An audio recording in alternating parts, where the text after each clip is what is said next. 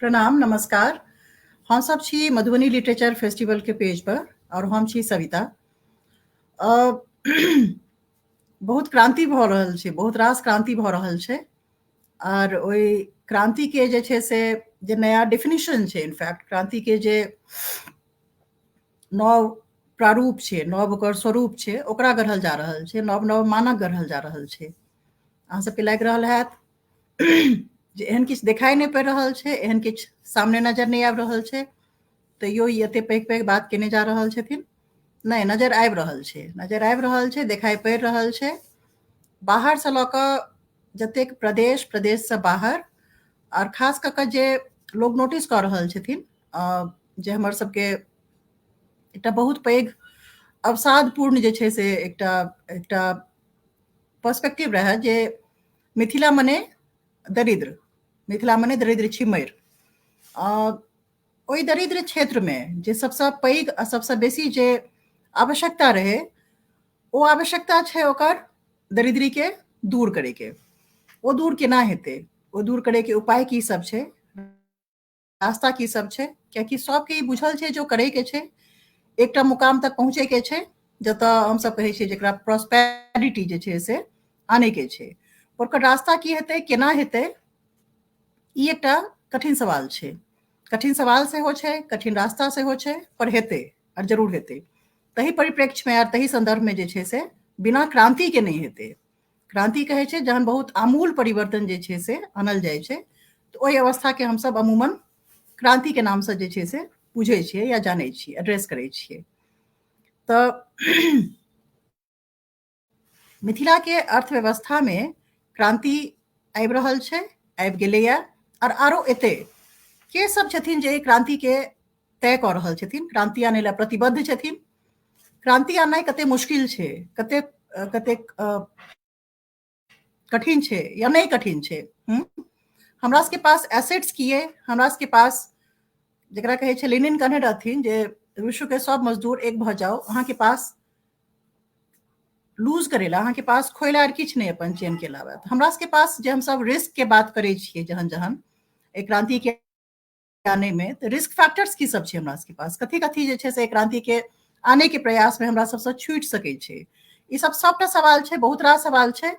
और एतऽ क्रांतिके आनैवला, क्रांतिके लेल प्रतिबद्ध, क्रांतिके लेल जिद्दी, एकदम जुनून जकरा कहै छै जे खाएर खा कऽ बैसल छथिन, हमरा सबके बीचमे हम सबसँ पहिने आमंत्रित करै छियनि आइ के ई जे वार्ता अइ एकर सूत्रधार दिलखुश कुमार जी, रोडवेज के संस्थापक, और ई साबित करैवला जे विपन्नता जे छै से केना सबसँ पैघ संपन्न अथीमे जे छै से कन्वर्ट कयल जा सकै छै। एकटा पैशन जे छै ओ केना एकटा व्यक्तिके एकमात्र संबल जे छै से होइतो ओकरा कतऽसँ कतऽ पहुँचा सकै छै, और मेहनत कतऽसँ कतऽ लऽ जा सकै छै। तऽ हम खास कऽ कऽ जे छै से आमंत्रित करबनि दिलखुश कुमार जी के, रोडवेज के संस्थापक छथि। प्रणाम दिलखुश। अहाँके प्रणाम, जे दर्शक देख रहलखिन हुनको सबके प्रणाम। बहुत क्रांति भऽ रहल छै दिलखुश।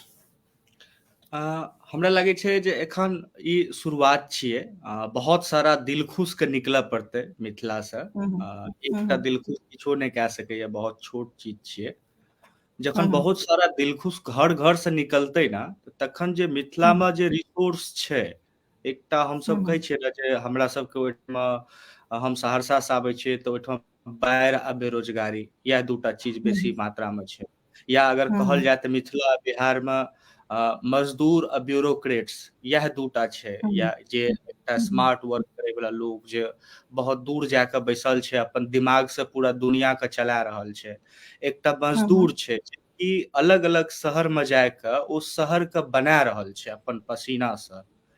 तऽ हमरा पास में मजदूर भी छै, हमरा पास में ओ स्मार्ट वर्क करे वाला ब्रेनिस्ट लोग भी छै। उ लोग जखन अपना सबके मिथिला के तरफ कनियोटा ध्यान के देथिन, जेना गुरुदेव केलखिन या अरविंद झा सर, हुनकर जे योगदान छै ओ अतुलनीय छै मिथिला के क्षेत्र में।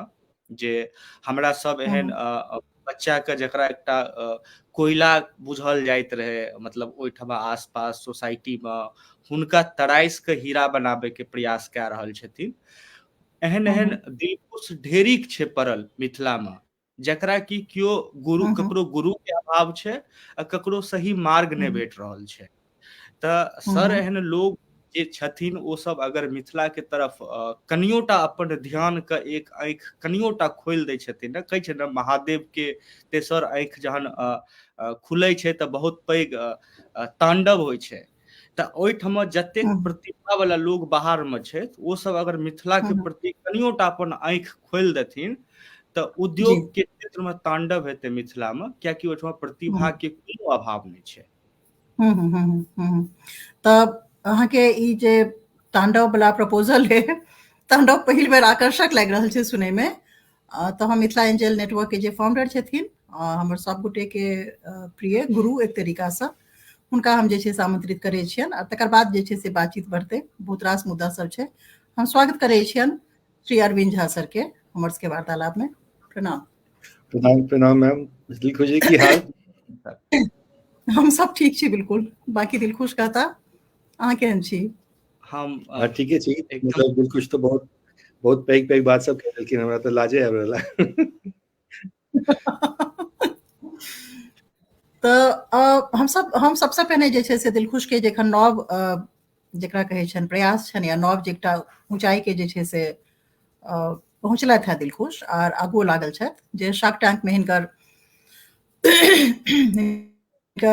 उपस्थिति रहन, और खास कऽ तकर बाद जिनकर सोशल मीडिया में जे छै से बहुत एक्यूरेटली जे छै से बहुत क्लेवर तरीका से दिलखुश कहै छथिन जे हमर प्रयास पाई तऽ कहुना कमायल जा सकै छै, हमर प्रयास शार्क के जे छै से मिथिला में आने के रहै।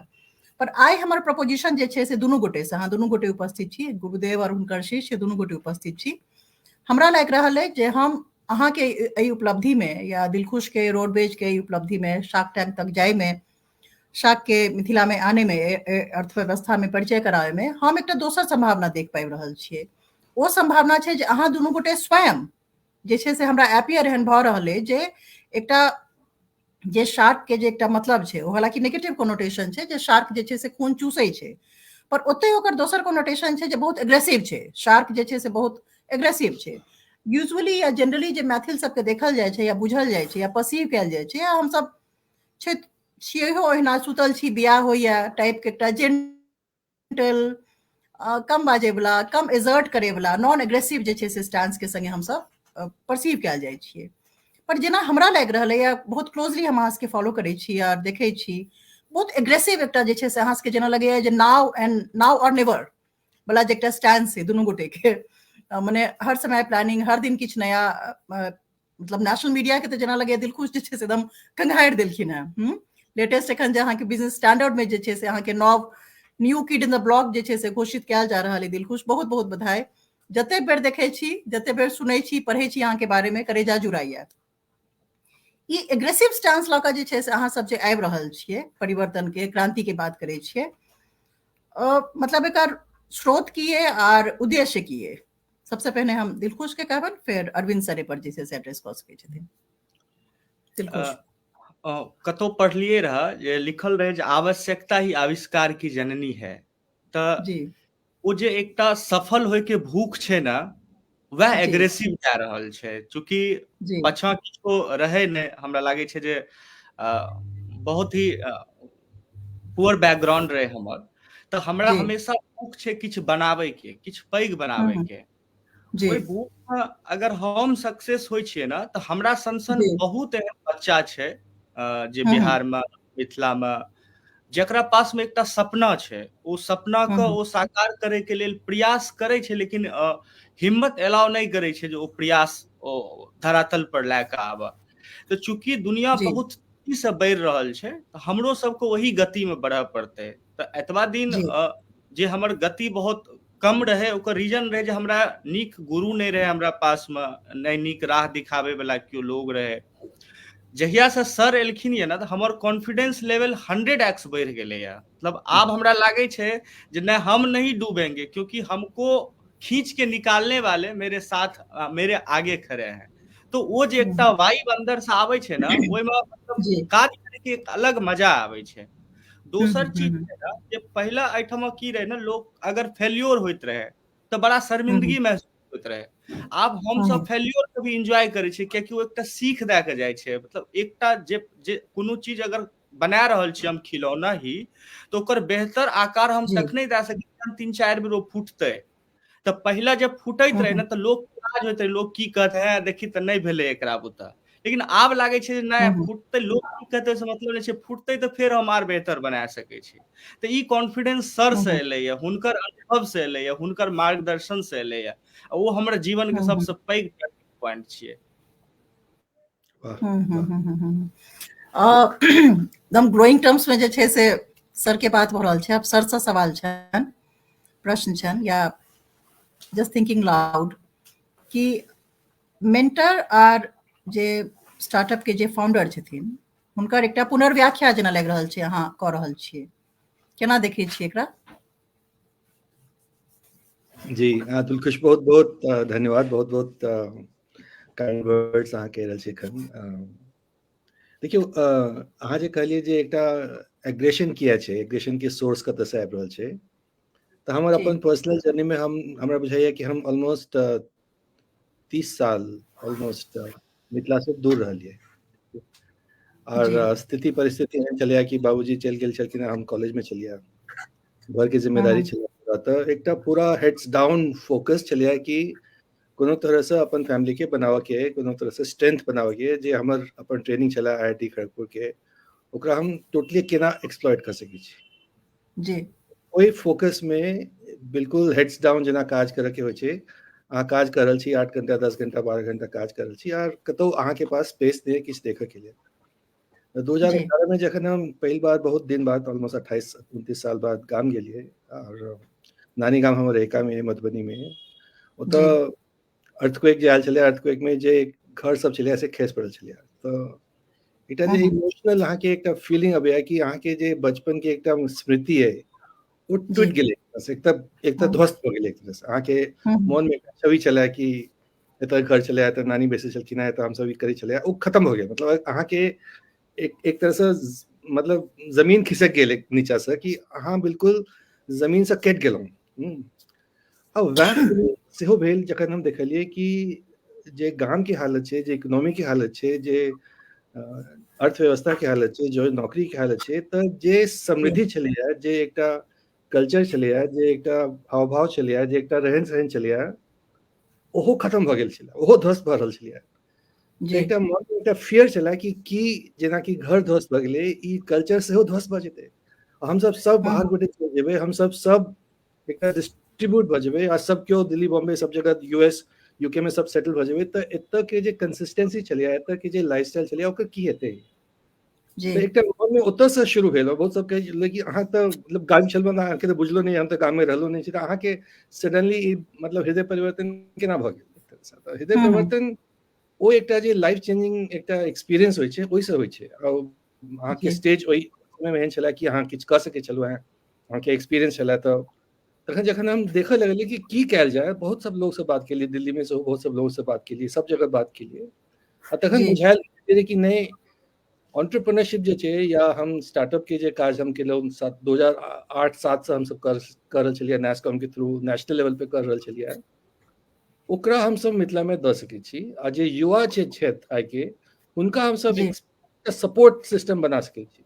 तो ओ जे एग्रेशन छै कि नहीं हमरा बहुत जल्दी काज करे के से एग्रेशन छै पहिने तऽ, आ दोसर छै कि एकटा विश्वास है कि अगर अहाँ के पास 4-4.5 करोड़ के पॉपुलेशन है, ओकर डिमांड जे छै, कंजम्पशन डिमांड अगर देख लेबै अहाँ, चाहे वो ट्रांसपोर्टेशन के डिमांड होय, हम 3 बार अपने गेलिए तो 3 बार 6,000 रुपया लऽ लेलक पटना से मधुबनी के, 6,000 रुपया पटना से मधुबनी के, और 6,000 रुपया पटना से वापस आवे के।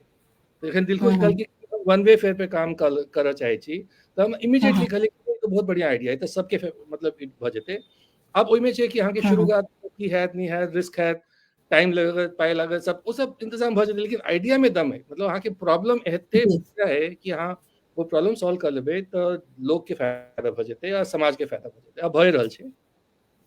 सिमिलरली जैसे रहल छथिन, एते बढ़िया काज, एते विशाल हुनकर अपन सोच छनि, या सचिन काज कर रहल छथिन सत्तूज में। तऽ जे युवा जे अहाँ के ओतऽ काज कर रहल छथिन कंजम्पशन ओरिएंटेशन पे, एकटा हमरा बहुत इंटरेस्टिंग लागल, काल्हि परसू बात भेल आलोक दरभंगा में छथिन जे पास्ता के फैक्ट्री बनेलखिन हम्म, दरभंगा जी में जे एक स्थान छै ओतऽ पास्ता अहाँ बेच रहल छी, वर्मिसली बेच रहल छी, तऽ मतलब चेंज भऽ रहल छै आ जे युवा छै ओ चेंज के अपना हथिया रहल छै आ ओहि चेंज से एकटा अपन बिजनेस के व्यापार के कर रहल छै। तऽ हमर सबके छलै कि नहि एकरा एक्सेलरेट कयल जाय आ जे हम नेशनल लेवल पे कर रहल छलियै ओकरा हम कनी कॉन्सेंट्रेटेड फोकस कर के मिथिला पर लऽ के जाय। कखनो इहो एकटा चार्ज हमरा अगेंस्ट आबि रहल है कि हाँ मिथिला पे ज्यादा ध्यान दै छी, बिहार पे किया नहीं ध्यान दै छी। तो मिथिला बहुत बहुत बेसी इग्नोर्ड छै फिलहाल। तो आइ काल्हि हम देखै छियै 17-18 टा हम स्टार्टअप साथ काज कर रहल छी, ओहिमे 7-8 टा तो बिहार से सेहो छै। तऽ एना नहीं छै बिहार के फोकस नहीं छै, लेकिन वो एग्रेशन के स्रोत ओतऽ से छै, ठीक छै। और मेंटर जे छै, गुरु जे छै से तखने सक्सेसफुल भऽ सकैए जखन कि शिष्य जे छै ओकरा रिसीव करऽ के लेल, ओकरा प्राप्त करऽ के लेल, लेबऽ के लेल रेडी हेतै। और शिष्य में भरल हमरा सब बुझल है, हमरा किछु सीखऽ के है, हमरा जे कहै छथिन कह दियौ, हमरा केवल पाइ चाहिए, हमरा और किछु नहीं चाहिए, तऽ नहीं हेतै काज। तऽ दिलखुश के छै तो उनकर अपन स्ट्रगल छनि, अपन नीचा से स्ट्रगल छनि, आ 3-4 टा बिजनेस केलखिन है ना, सब्जी के बिजनेस ट्राई केलखिन, अपन इलेक्ट्रिकल कॉन्ट्रैक्टर के बिजनेस ट्राई केलखिन, टैक्सी चलेलखिन। तऽ हुनकर बिजनेस के एकटा नॉलेज जे छनि बहुत मायने में हमरो सबसे बेसी या हम सब तो एकटा पेन पुशर एकटा स्ट्रेटेजिक बिजनेस में चलि गेलियै, हम सब तऽ स्ट्रीट लेवल बिजनेस नहीं केलियै ने कखनो। तऽ दिलखुश के नॉलेज छनि स्ट्रीट लेवल बिजनेस के, ओकरा जखन मैरी कर दै छी अहाँ कनी स्ट्रक्चर के साथ, तखन रिजल्ट बहुत बढ़िया हो जाइ छै और हमरा बुझाइए कि आगू बहुत बढ़िया रहती है। तो एग्रेशन ओतऽ से आबि रहल छै। बहुत नीक एकरा अहाँ डिफाइन केलिए। इनफैक्ट हम ओहि बिंदु पर वापस जाय चाहब दिलखुश सने बात में, जे ओ जे आरेगो के जे अहाँके एकटा ऑलमोस्ट अहाँ ओकरा आरेगो कैब के जे छै से हम स्वयं हमरा याद आबि रहल है जे 2021 में जे छै से अहाँ मैथिली मधुबनी लिटरेचर फेस्टिवल के अहाँ सपोर्ट केने रहिए। इनफैक्ट ट्रांसपोर्टेशन के जे छै से हमर सबके नीड के पूरा केने रही। फेर पुनः धन्यवाद। ओ एकटा समय रहे जहन हमरा ला अहाँ स्थापित रही, आरेगो कैब जे छै से एकटा स्थापित रहे, और ओतऽ से फेर अहाँ एकटा शिफ्ट करै छियै। तऽ ओ शिफ्ट जे छै से अपना आप में काफी इम्पोर्टेंट एकटा पड़ाव छलै, जेकर विषय में कए बेर अहाँ से हमरा बात भऽ चुकल है, बहुत किछु ज्ञात अछि।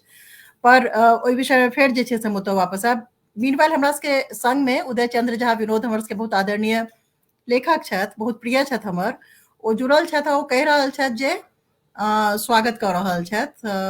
खास कऽ कऽ ई स्वागत जे छै से तऽ हम एकटा बात रिमाइंड कराबऽ चाहब जे रहिका गाम से ही शुरुआत भेल रही। हुनकर सबके मैथिल समाज कऽ एकटा संस्था चलाबै छथिन आदरणीय उदय चंद्र झा विनोद जी, और वही ग्राम के एकटा गिरीश चंद्र झा छथिन और मिश्रा और ओ सब एकटा नया शुरुआत केने रहथिन जे स्टार्टअप के या आर्थिक गतिविधि के विषय में जे छै से गाम के स्तर पर चर्चा होए। और उदय चंद्र झा विनोद सर ओकरा बहुत पैघ स्थान देने रहथिन। और हमरा याद है जे Dilkhush, Mithila angel network, Arvind sir, Niraj ji और मनीष आनंद, मिथिला मखाना के जे छै से ओहिमे शामिल भेल रहथिन। और ओकर बाद से एकटा हमरा जेना लागि रहल है कि परिपाटी जे छै से चलि पड़लैए। आब हम नोटिस कऽ रहल छियै, 2 साल पहिने के तकरीबन ई गप छै, जे 2 साल के बाद गामों में या कोनो भी कल्चरल जे फंक्शंस होइ छै अथी के, जे मिथिला के डोमेन में जे कल्चरल फंक्शन होइ छै, ओ तऽ हम एसेंशियली देख रहल छियै जे आब अर्थव्यवस्था के और आर्थिक परिदृश्य के चर्चा होइ छै, पैनल जरूर रहै छै। तऽ ई हमरा लगैया जे अगर अपने जुड़ल छी, सुनि रहल छी उदय चंद्र झा विनोद सर, तो ये अपने के बहुत पैघ एकटा योगदान रहल। गिरीश चंद्र मिश्रा जी के बहुत पैघ एकटा अग्रसोची एकटा बात कहल जा सकै छै, जे आगाँ सोचि कऽ अहाँ सब चललियै और एकटा आब ओकरा स्थान जे छै से भेट रहल छै।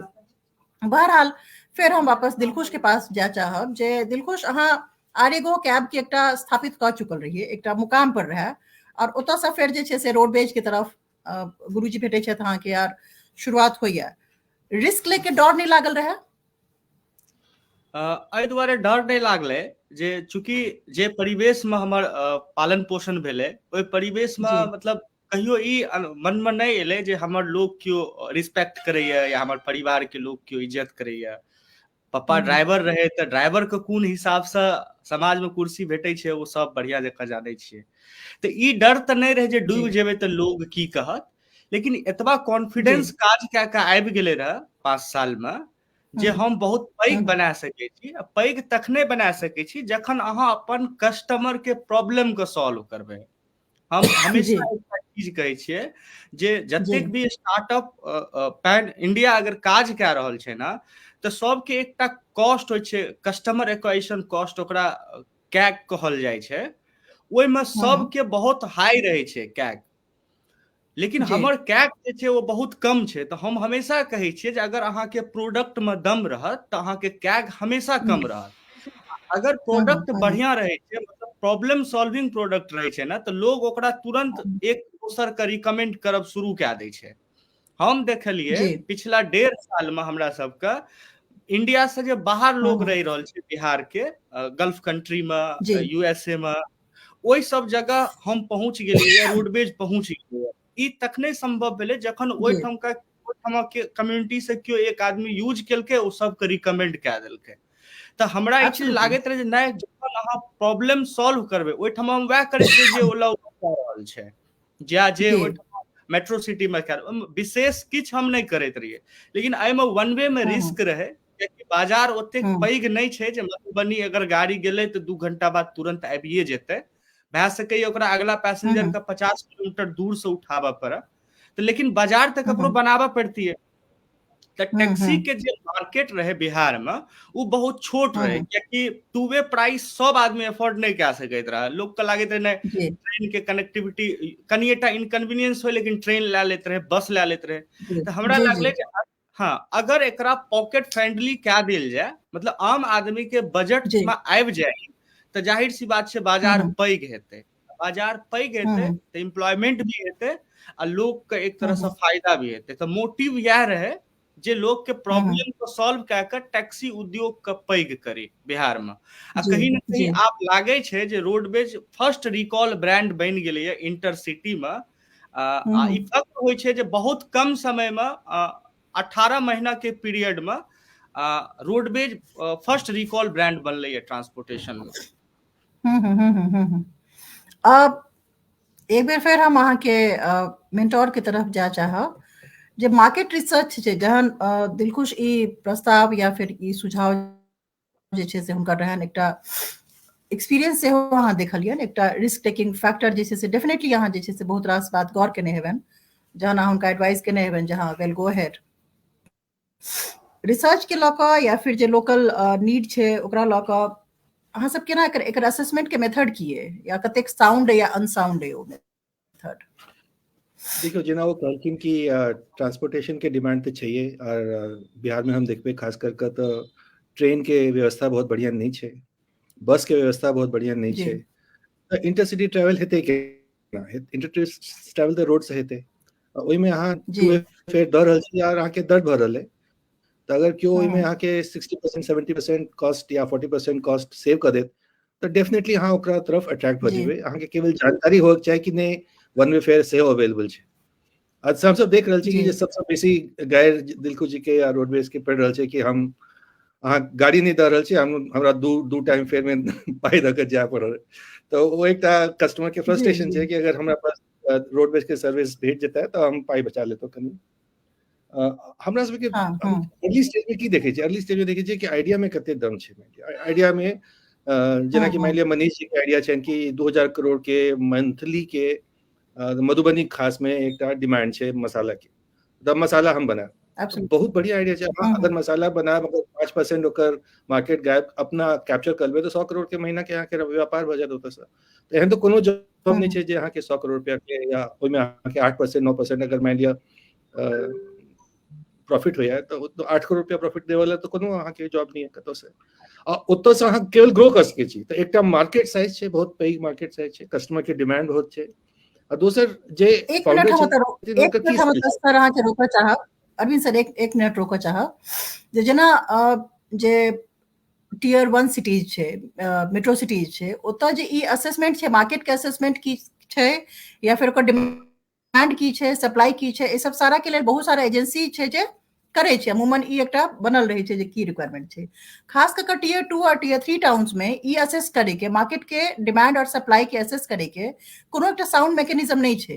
तहन चाहे ओ मनीष आनंद होथिन जे असेस कर रहल छथिन जे स्पाइस के मार्केट जे छै से कैप्चर कर सकै छथिन, या फिर अहाँ होइए या फिर दिलखुश जे छै से दिलखुश के क्लियरली ओ एकटा साइकोलॉजी पर काज केलखिन, जहाँ जकरा ककरो ई सुनै लगतै जे हमर आधा पैसा बचि जाय तऽ बहुत पैघ एकटा बूस्ट छै, एकटा अट्रैक्शन छै जे हमर पैसा तऽ हर केओ बचाबऽ चाहै छै, राइट।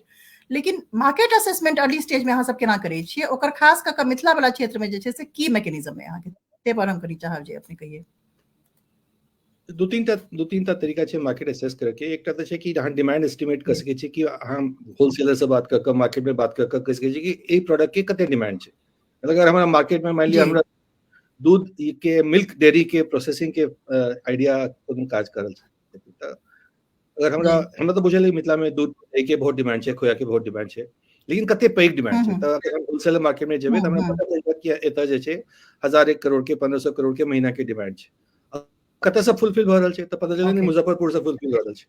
एकर मतलब कि लोकल अगर हम प्रोडक्शन कर देबै ओकर और ओकर ऑर्गेनाइजेशन कर देबै कि हमारा कलेक्शन भऽ रहल है, एग्रीगेशन भऽ रहल है, डिस्ट्रीब्यूशन भऽ रहल है, क्वालिटी भऽ रहल है, पैकेजिंग भऽ रहल है, ब्रांडिंग भऽ रहल है। ना शशांक एकटा छथिन एखन खगड़िया से अप्लाई कर रहल छथिन ई बिजनेस करऽ के लिए, तो डेफिनेटली एकटा मार्केट उनका अगर वो एग्जीक्यूट करथिन स्ट्रेंथ के साथ और उनका जानकारी छै तो 2-3-5 साल में उनको 5-7% के मार्केट शेयर भेट जेतै। 1500 करोड़ के मार्केट में 5% आके भेट जाए तब 70% करोड़ के मार्केट आके हाथ में आबि जाए। तो एक मार्केट असेसमेंट के एक तरीका छै अपन, या तो अहाँ के रिसर्च के थ्रू कर सकै छी या सर्वे के थ्रू कर सकै छी, या अहाँ के बुझल है जेना कि ट्रांसपोर्टेशन में जते फ्लाइट आबि रहल छै पटना से, दरभंगा से, आइ काल्हि देवघर से, वो फ्लाइट में 30% लोग सब छथिन से ओतऽ से अपन गाम जाइ छथिन। ओकर टोटल मतलब कते हेतै तऽ 20,000-22,000 करीब राइड्स पटना में इंटरसिटी भऽ रहल छै। ओहिमे से एखन दिलखुश 100 छथिन, जखन वो 1000 पर चलि जेथिन या 2000 पर चलि जेथिन तखन एकटा फुटप्रिंट अलग से हेतै। जेना वो कहलखिन कि हम 100-150 करोड़ के बिजनेस बना सकै छी, हमरो बुझल है कि डेफिनेटली 100-200 करोड़ के बिजनेस रोडवेज जरूर बनतै। तो अहाँ एसेस कर सकै छी, ओहिमे कोनो दिक्कत नहीं छै। हमर जब क्वेश्चन जहिना ओ कहलखिन यूट्यूब में शार्क्स कहलखिन कि हाँ यूट्यूब से सीख लेलिए, हमहूँ देखलिए एज अ सॉफ्टवेयर इंजीनियर देखलिए कि ओहि समय से हो अपन पूरा डैशबोर्ड पे बैस कर पूरा एनालिटिक्स कर पूरा सबटा जे काज कर रहल छथिन, लगे नहीं छलै कि वो फॉर्मल एजुकेशन नहीं छै। और एकटा जे क्यों लड़का हेतै जे अपने से सीख कर बाहर हेतै, अपने से सीख कर दिखा देतै कि हम कर सकै छी, डेफिनेटली ओकर अंदर एकटा आइडिया छै और जे छै ओकरा आगू बढ़ेतै। तो टीम, अपॉर्चुनिटी, हम सब कहै छी टाइम और प्रोडक्ट्स नीड, ई तीनों छलिया बहुत पावरफुल। हमर अपन पेन छलै कि नहीं एकरा सॉल्व कर दै, ठीक छै हमर रिस्क छलै कि चलो किछु टाइम खराब हो जाए, पाई खराब हो जाए, बट ई प्रॉब्लम सॉल्व हो जेतै तो बहुत इम्पैक्ट भऽ जेतै। हम सब तो इम्पैक्ट ढूंढ रहल छलियै कि केना हम सब इम्पैक्ट लऽ के एनबै, ओ एकटा मैचिंग भऽ गेलै एक तरह से। एहि सब के बीच में जे छै से पहिने दिलखुश सा और फिर अरविंद सर से हम ई बुझब बहुत जरूरी छै जे जहन क्रांति करे ला ई लड़का जे छै से एकटा जोखिम लऽ रहल छै, कूल तरीका से जे छै से आइडियाज के प्लेस कऽ रहल छै, एकटा सीनियर टेक्नोलॉजी के देश दुनिया विदेश देखने वाला वेल एक्सपोज्ड व्यक्ति जे छै से ओकरा गाइड करे ला सेहो तैयार भऽ गेलखिन हेँ। एहि सबके बीच में जे अपन समुदाय छनि, जे कम्युनिटी छनि दिलखुश के, ओकर भूमिका कतेक केना रहलै आर ओ एखनो मने आइ धरि ओ केना, खास कऽ जे समुदाय के लेल अहाँ या जे समुदाय के असेसमेंट कऽ कऽ अहाँ एकटा क्रांति के तरफ बढ़े के जे छै से प्रतिबद्धता लऽ के एलियै, ओ कम्युनिटी अहाँके जे छै से केना सपोर्ट करैया, आर जे छै से जे राज्य सरकार छै, जे राज्य में अहाँ छी, जे स्टेट सिस्टम छै, स्टेट ऑपरेटर्स जे छै से अहाँके कतेक सपोर्ट केलक नहीं केलक, की परिवर्तन चाहै छी, की असेसमेंट पर दिलखुश? पहिलुक चीज तो छै जे चूंकि हम एक तर जेना कस्टमर के पैसा बचावे ला मार्केट में एलिए रहा बाजार में, तहिना हम ड्राइवर के लिविंग स्टैंडर्ड बढ़ावे ले एलिए रहा। हमर दुनू के इक्वल कह के चलना है, हमरा यूजर के पैसा बचेना है आ ड्राइवर के लाइफ स्टाइल के केना बदलना है। तो दुनू बहुत आदमी कहलक दुनू एक साथ केना भए सके, क्यों कंपनी छै ड्राइवर के शोषण कए के यूजर के बचावे छै या यूजर के शोषण कए के ड्राइवर के बेसी कमबावे छै। तो एकरा बैलेंस करब ही एकटा बहुत पैघ चैलेंज रहे, लेकिन हम सब एकरा बैलेंस कए लेलिए। तो जे भी ड्राइवर समझदार छै, जे मेहनत करे वाला छै, बहुत तरह के लोग होइ छै ने, एकटा होइ छै जेकरा होइ छै जे हम बेड पर बैसल रही, हमरा लग महीने के अंत में सैलरी चलि आवे अकाउंट में। एकटा होइ छै नहि हम जाकर धूप में मेहनत करी, खूब लगन से मेहनत करी, ओकर बाद हम पैसा कमाबी। तो जे मेहनत करे वाला लोग छै, जे ड्राइवर छै, वो हमरा संग बहुत संतुष्ट छै, बहुत खुश छै। कई ड्राइवर के संग गप होइ छै तऽ कहलक जे सर 18-19 हजार रुपए घर भेज देते हैं खाना पीना खा के। तो जे बिहार में एक ड्राइवर के 10-12 हजार टका वेतन रहे, ओहि बिहार में रह के अपन राज्य में रह के वो अगर 17-18 हजार टका महीना परिवार के भेज दै छै तऽ एहिसँ पैघ अचीवमेंट ओकरा लेल की भए सकैया। हमहूँ सब एकरा बहुत पैघ अचीवमेंट मानै छियै। तऽ हम बुझै छियै जे हमरा संगमे जे छै से ओ जे ड्राइवर कम्युनिटी छै ओकर पूरा हमरा सबके सहयोग भेटै छै, भरपूर सहयोग भेटै छै। हम हालांकि मैथिल कम्युनिटी के बात केने रही, पर एकटा नव जेकरा कहै छै इंटरसेक्शन कहै छै ओकरा, ड्राइवर के जे एज अ कम्युनिटी के अहाँ प्लेस केलहुँ, या शार्पनेस जे छै से हमरा लगैया अहाँके अथी है। हमरा याद आबि रहल अछि जे किछु दिन पहिने अहाँ सबके हम चर्चा सुनने रही जे ड्राइवर्स के रिलेटेड लाउंज टाइप के अहाँ दरभंगा में किछु क्रिएट करे के योजना छलै अहाँके, जाहिमे डिग्निफाइड बहुत पैघ और बहुत हमरा लगैया जे महती बात सब अहाँ करै छियै, महत्वपूर्ण बात सब करै छियै, डिग्निटी ऑफ लाइफ के जे ड्राइवर्स के लेल जे छै से हमरा लगैया जे बिजनेस बनाबै में कोनो जे ऑलरेडी जोखिम लऽ कऽ लड़का ठाढ़ छै बाजार में, ओ दोसर के केकरो डिग्निटी के सेहो जे छै से बात सोचि रहल छै, बहुत पैघ बात है। दिलखुश, माने बहुत लंबा तक जे छै से यात्रा अहाँके जाए, से हमर शुभकामनाएं। ड्राइवर्स के लऽ कऽ, ई कम्युनिटी के लऽ कऽ जहाँ हुनकर जीवन स्तर या अथी के अहाँ बात कऽ रहल छियै, आर किछु की योजना है एहि विषय में? हमरा लगे बहुत विस्तार से अहाँ नहि कतहु किछु कहने छियै। किछु अछि योजना, नहीं अछि, की अछि, एहि पर किछु बात चाहबै अहाँ से? और अहाँके गुरुदेव हाँ छै, ओहिमे ड्राइवर के लए कऽ हमसब हर शहर में जे छै से लॉन्च बनाबे के मॉडल तैयार कए रहल छियै। मतलब जे ओकरा ओ अगर कतौ राति बितेतै तऽ ओकरा फील हेतै जे हम 5 स्टार होटल में राति बिता रहल छी, ओकरो क्यों केयर करते। आज तक की रहे ना जे हर आदमी का एक्सपीरियंस पर वेतन भेटैत रहे। ओकरा अगर क्यों जॉब के इंटरव्यू दे ले जाइत रहे तऽ कहैत रहे कितना साल का एक्सपीरियंस है, तो 4 साल का, वही हिसाब से वेतन डिसाइड होइत रहे। लेकिन बिहार में ड्राइवर के एक्सपीरियंस क्यों वेतन नहीं देते रहे। ड्राइवर छिए तो माइंड में सेट छै 8-10 हजार टका भेटते, 11 हजार टका भेटते। हम सब एकरा चेंज कए रहल छिए। एक खूब एक्सपीरियंस वाला ड्राइवर छै ओकरा 25 हजार तक दे रहल छिए। कियाक तऽ एकटा चीज देखलिए हम अपन जीवन में जे एक्चुअल में अगर कोनो बिजनेस बनै छै ना तऽ ओकरा बनाबै छै ओकर कर्मचारी, जमीन पर एग्जीक्यूट करे छै ओ। ओकर जे तकलीफ छै, ओकर जे पीड़ा छै, ओकरा अगर अहाँ अपना आप को ओहि जगह पर रह के सोचबै तखने बेहतर समाधान ओकर निकालि सकै छी। तऽ हम हमेशा कहै छियै जे हमरा संग जे कर्मचारियों काज कए रहल छै, ऑफिस में जे सहयोगी टीम सब छै, ओहो सब इएह मोटिवेशन के साथ काज कए रहल छै। ओकरो सबके लागै छै जे हम सब रैपिडली बढ़ि सकै छी। हमरा संग में जे ऑपरेशन टीम में जे लोग काज करे छै, देखने हेबै जे एकटा ड्राइवर का हम सब फ्लीट मैनेजर बनेलिए, आइ ओ 80 टा फ्लीट के मैनेज कए रहल छै।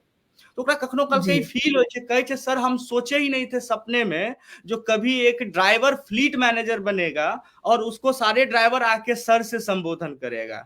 वो ऑफिस में वो बैसे छै, एयर कंडीशन ऑफिस में, ओकरा सामने में सिस्टम लागल छै, वो एंट्री देखे छै जे हमर कोन कोन गाड़ी कतय छै, ओकरा कोन कोन गाड़ी में की प्रॉब्लम मिले ओकर सॉल्यूशन निकाले छै। तो ई जे वाइब छै ना, ई एहि दुआरे दे पावे छै कियाकि हम ओकर जिंदगी के बहुत करीब से देखलिए ये।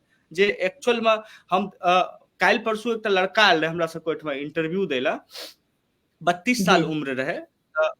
हम कहलिए जे आप इससे पहले कहीं जॉब किए हैं? तो कहल के नहीं, अभी तक सरकारी नौकरी का तैयारी कर रहे हैं। तो कहलिए मेरे से क्या एक्सपेक्टेशन है? तो हमको कोई मैनेजमेंट लेवल का काम दे दीजिए। हम बोले जब आप कहीं कुछ एग्जीक्यूट नहीं किए हैं तो आपको कोई क्यों मैनेजमेंट लेवल पे लेके जाएगा? जबकि हमारा एक जो एम्प्लॉय है जो मेरे साथ 1.5 साल से काम कर रहा है, उसको अगर हम मैनेजमेंट लेवल पे ले जाएंगे ना, उसका परफॉर्मेंस बहुत बेहतर होगा और दूसरे में मोटिवेशन जाएगा। जो नहीं, कंपनी पैरासूट से किसी को नहीं ला रही है, अपने बीच से उठा के ऊपर पहुंचा रही है। हम हमेशा ई चीज के साथ काज करै छियै, ओकरो सबके तहन मोटिवेशन भेटै छै, अपन बेस्ट दै के कोशिश करै छै। तऽ हम सब ड्राइवर के लेल बहुत सोचि रहल छियै, ओतबे सोचै छियै जतबा एकटा यात्री के लेल सोचै छियै। शार्क टैंक में तऽ सीन काटि देलकै रह। हम एकटा शब्द कहलियै रह जे हमर रोडवेज के एकटा सपना छै जे हमरा टैक्सी में अगर यात्री बैसे ना तो घर पहुंचे तक ससुराल वाला ओकरा एकटा सेवा सत्कार होइत रहे। मतलब कोनो तरह के असुविधा तऽ तुरंत जेना नहीं रहे छै ठार बगल में सासुर सब में जे हाँ झाजी की भेलै, तुरंत एकदम। तहिना हम सब चाहे हाँ बिल्कुल ओहिना चाहे छे जे एकटा जी कस्टमर अगर ट्रेवल कए रहलखिन ये ना तो हुनका ई चीज लागे जे जी नहीं हम अपन गाड़ी से ट्रेवल कए रहल छी हमरा कोनो प्रॉब्लम है तो सॉल्यूशन निकाले के लेल हमरा सब कॉल पर लोग बनल ये तो हम सब दोनों फीलिंग हम्म, देले चाहे छियै कॉर्पोरेट वाला फीलिंग जी सेहो आ गांव घर वाला हम्म, फीलिंग सेहो ई जे एकटा कल्चरल इनपुट है यहाँ के हमरा लगैए बहुत शानदार है जे पाहुन जा रहल छथिन तऽ हुनका सने एकटा टहलुआ जे छै से लागल छै ई अहाँ अपन कल्चर से उठेलहुँ हैं मैथिल कल्चर से उठेलहुँ जाहिमे स्वागत के जे छै से अतिथि के रियल टर्म्स में अतिथि देवो भव के बहुत पैघ कॉन्सेप्ट छै ओकरा ओकरा लऽ कऽ अहाँ चलि रहल छी अरविंद सर ई जे सोशियोप्रेन्योरशिप छै राइट 18वीं शताब्दी में जे छै से लऽ कऽ एलै जे ओवेन्स रहथिन किछु रहथिन समाजवाद के बात लऽ कऽ एलखिन जेकर आदर्श रहे जे कैपिटल के जे छै से कैपिटलिस्ट रहते ओ अपन मुनाफा जे छै से साझा करते अपन लेबर फोर्स सने फेल कऽ गेलै बुरी तरहसँ कियाकि एकटा कैपिटलिज्म के जे थियरी छै ओकर अगेंस्ट रहे अहाँ ओनरशिप जे छै से अहाँ अपन शेयर नहीं कऽ सकै छी करबै तऽ अहाँके कैपिटल कम हैत एक्यूमुलेशन हमरा लगैए जस्ट थिंकिंग लाउड कि अहाँके जे रोडवेज के संस्थापक छथि अहाँके में कते इनपुट हमरा नहीं बुझल जे एकटा नया आइडिया लऽ कऽ चलि रहल छथि जतऽ ओ अपन कैपिटल के शेयर आर अपन मजदूर के जे डिग्निटी छै तकरा प्रोवाइड करे पर सेहो ध्यान दऽ रहल छथिन ऑलरेडी चैलेंजिंग जे छै से एटमॉस्फेयर छै रिस्की एटमॉस्फेयर छै स्टार्टअप के दुनिया जे छै से सरकारी नौकरी वाला जे छै से कंफर्ट नहीं छै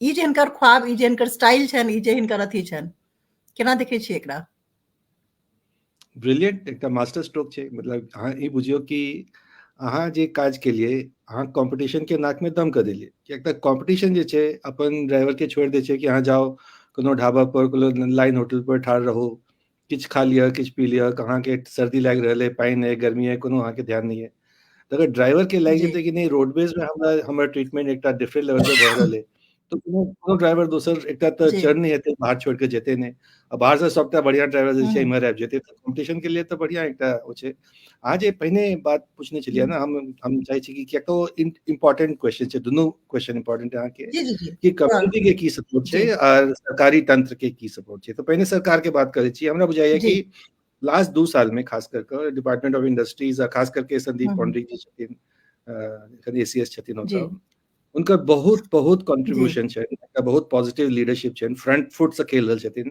बहुत एग्रेसिव अपने छथिन हम्म, स्टार्टअप पॉलिसी बहुत बढ़िया छै हम्म, स्टार्टअप पॉलिसी के बीच में जे हम्म, ग्रांट देलकै है 10 लाख के ग्रांट अब 10 लाख के बाद आप 15 लाख आर ग्रांट लऽ सकै छी बहुत बहुत लिबरल जी छै और सबटा स्टार्टअप के एकरा एडवांटेज लेबक चाहिए और सिंपल छै भऽ सकैए ओहिमे 10-15-20% जे छै से लीक भऽ रहल छै या स्टार्टअप्स राइट स्टार्टअप नहीं आबि रहल छै लेकिन ओहो ठीक छै कियाक तऽ एकटा कल्चर बनाबे के छै एकटा इकोसिस्टम बनाबे के छै जी हमरा हिसाब जी से जतऽ ओ कनी फेल कर रहल छथिन एखन कि जतऽ हम्म, हार्ड क्वेश्चन के जरूरत पड़ै छै जतऽ कि हुनका एक हार्ड हम्म, डिसीजन लेबे के छै आ ओकरा ड्राइव करे के छै ओतऽ ओ हम्म, नहीं करै छथिन हुनकर अपन टीम में जे लोग ओके सब छथिन या हुनका सपोर्ट नहीं कर रहल छथिन या हुनका कोनो तरह से कोनो अंदर इंटरनल कॉन्फ्लिक्ट छै हम अहाँके एग्जांपल दऽ रहल छी जे बिहार के सबसे बढ़िया स्टार्टअप हम बुझै छियै हनुमान एम्बुलेंस छै जे नीरज डॉक्टर नीरज झा चला रहल छथिन 3 साल से जी जी सबसे जी बेसी बिल्कुल पाइ जी इन्वेस्टर से बाहर के इन्वेस्टर से हनुमान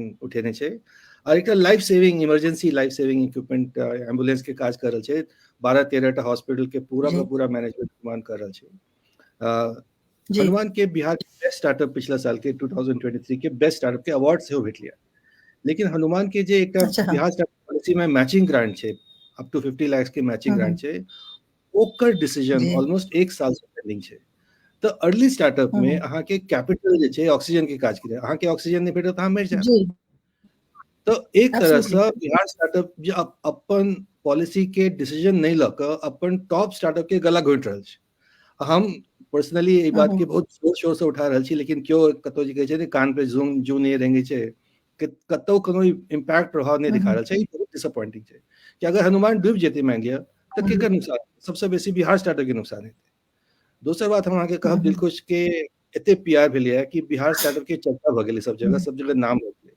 बिहार स्टार्टअप के जी इंडस्ट्री डिपार्टमेंट से रिकॉग्निशन होके चाहे छलै कि हाँ दिलखुश अहाँ जे काज कर हाँ रहल छी बिहार स्टार्टअप हुनको जी रिकॉग्नाइज स्टार्टअप छै ओ जे एकटा होइ छै कि जी दिलखुश अपन कस्टमर के सर्विस दऽ रहल छै, स्टार्टअप जे छै से पॉलिसी के कस्टमर छै, हुनकर अप्रोच अगर माय बाप जी वाला रहते कि हम ब्यूरोक्रेट छी तखन फेल भऽ जेतै। हम देखने छलियै कि 2016 के एकटा आईटी पॉलिसी चलिया है जे कि मिनिस्टर ब्यूरोक्रेट सब जगह जाकर 2016 के आईटी पॉलिसी प्रेजेंट कर रहल छथिन आ करोड़ों रुपया खर्च करके इम्हर उम्हर जाकर हम बहुत हल्ला केलिए कि अहाँ क्या कर रहल छी सब। जी 2023 में जी 2016 के पॉलिसी क्या हेतै? अब बहुत सब लोग हमरा कहलक कि नहीं अहाँ तऽ मतलब फिंगर्स पॉइंट कर रहल छी या क्रिटिसिज्म कर रहल छी, अहाँके नेगेटिव भऽ जायत, ई भऽ जायत, लेकिन हम देखलिए कि ओहि स्टार्टअप पॉलिसी में कियाक तऽ हम हल्ला केलिए ओहिमे वो चेंज भेलै। मतलब एक 10 दिन पहिने एकटा मतलब पिछला महीना एकटा कोनो कॉन्फ्रेंस रहै, ओकरा 10 दिन पहिले पॉलिसी चेंज भेलै आ एखन जे नव पॉलिसी बढ़िया छै।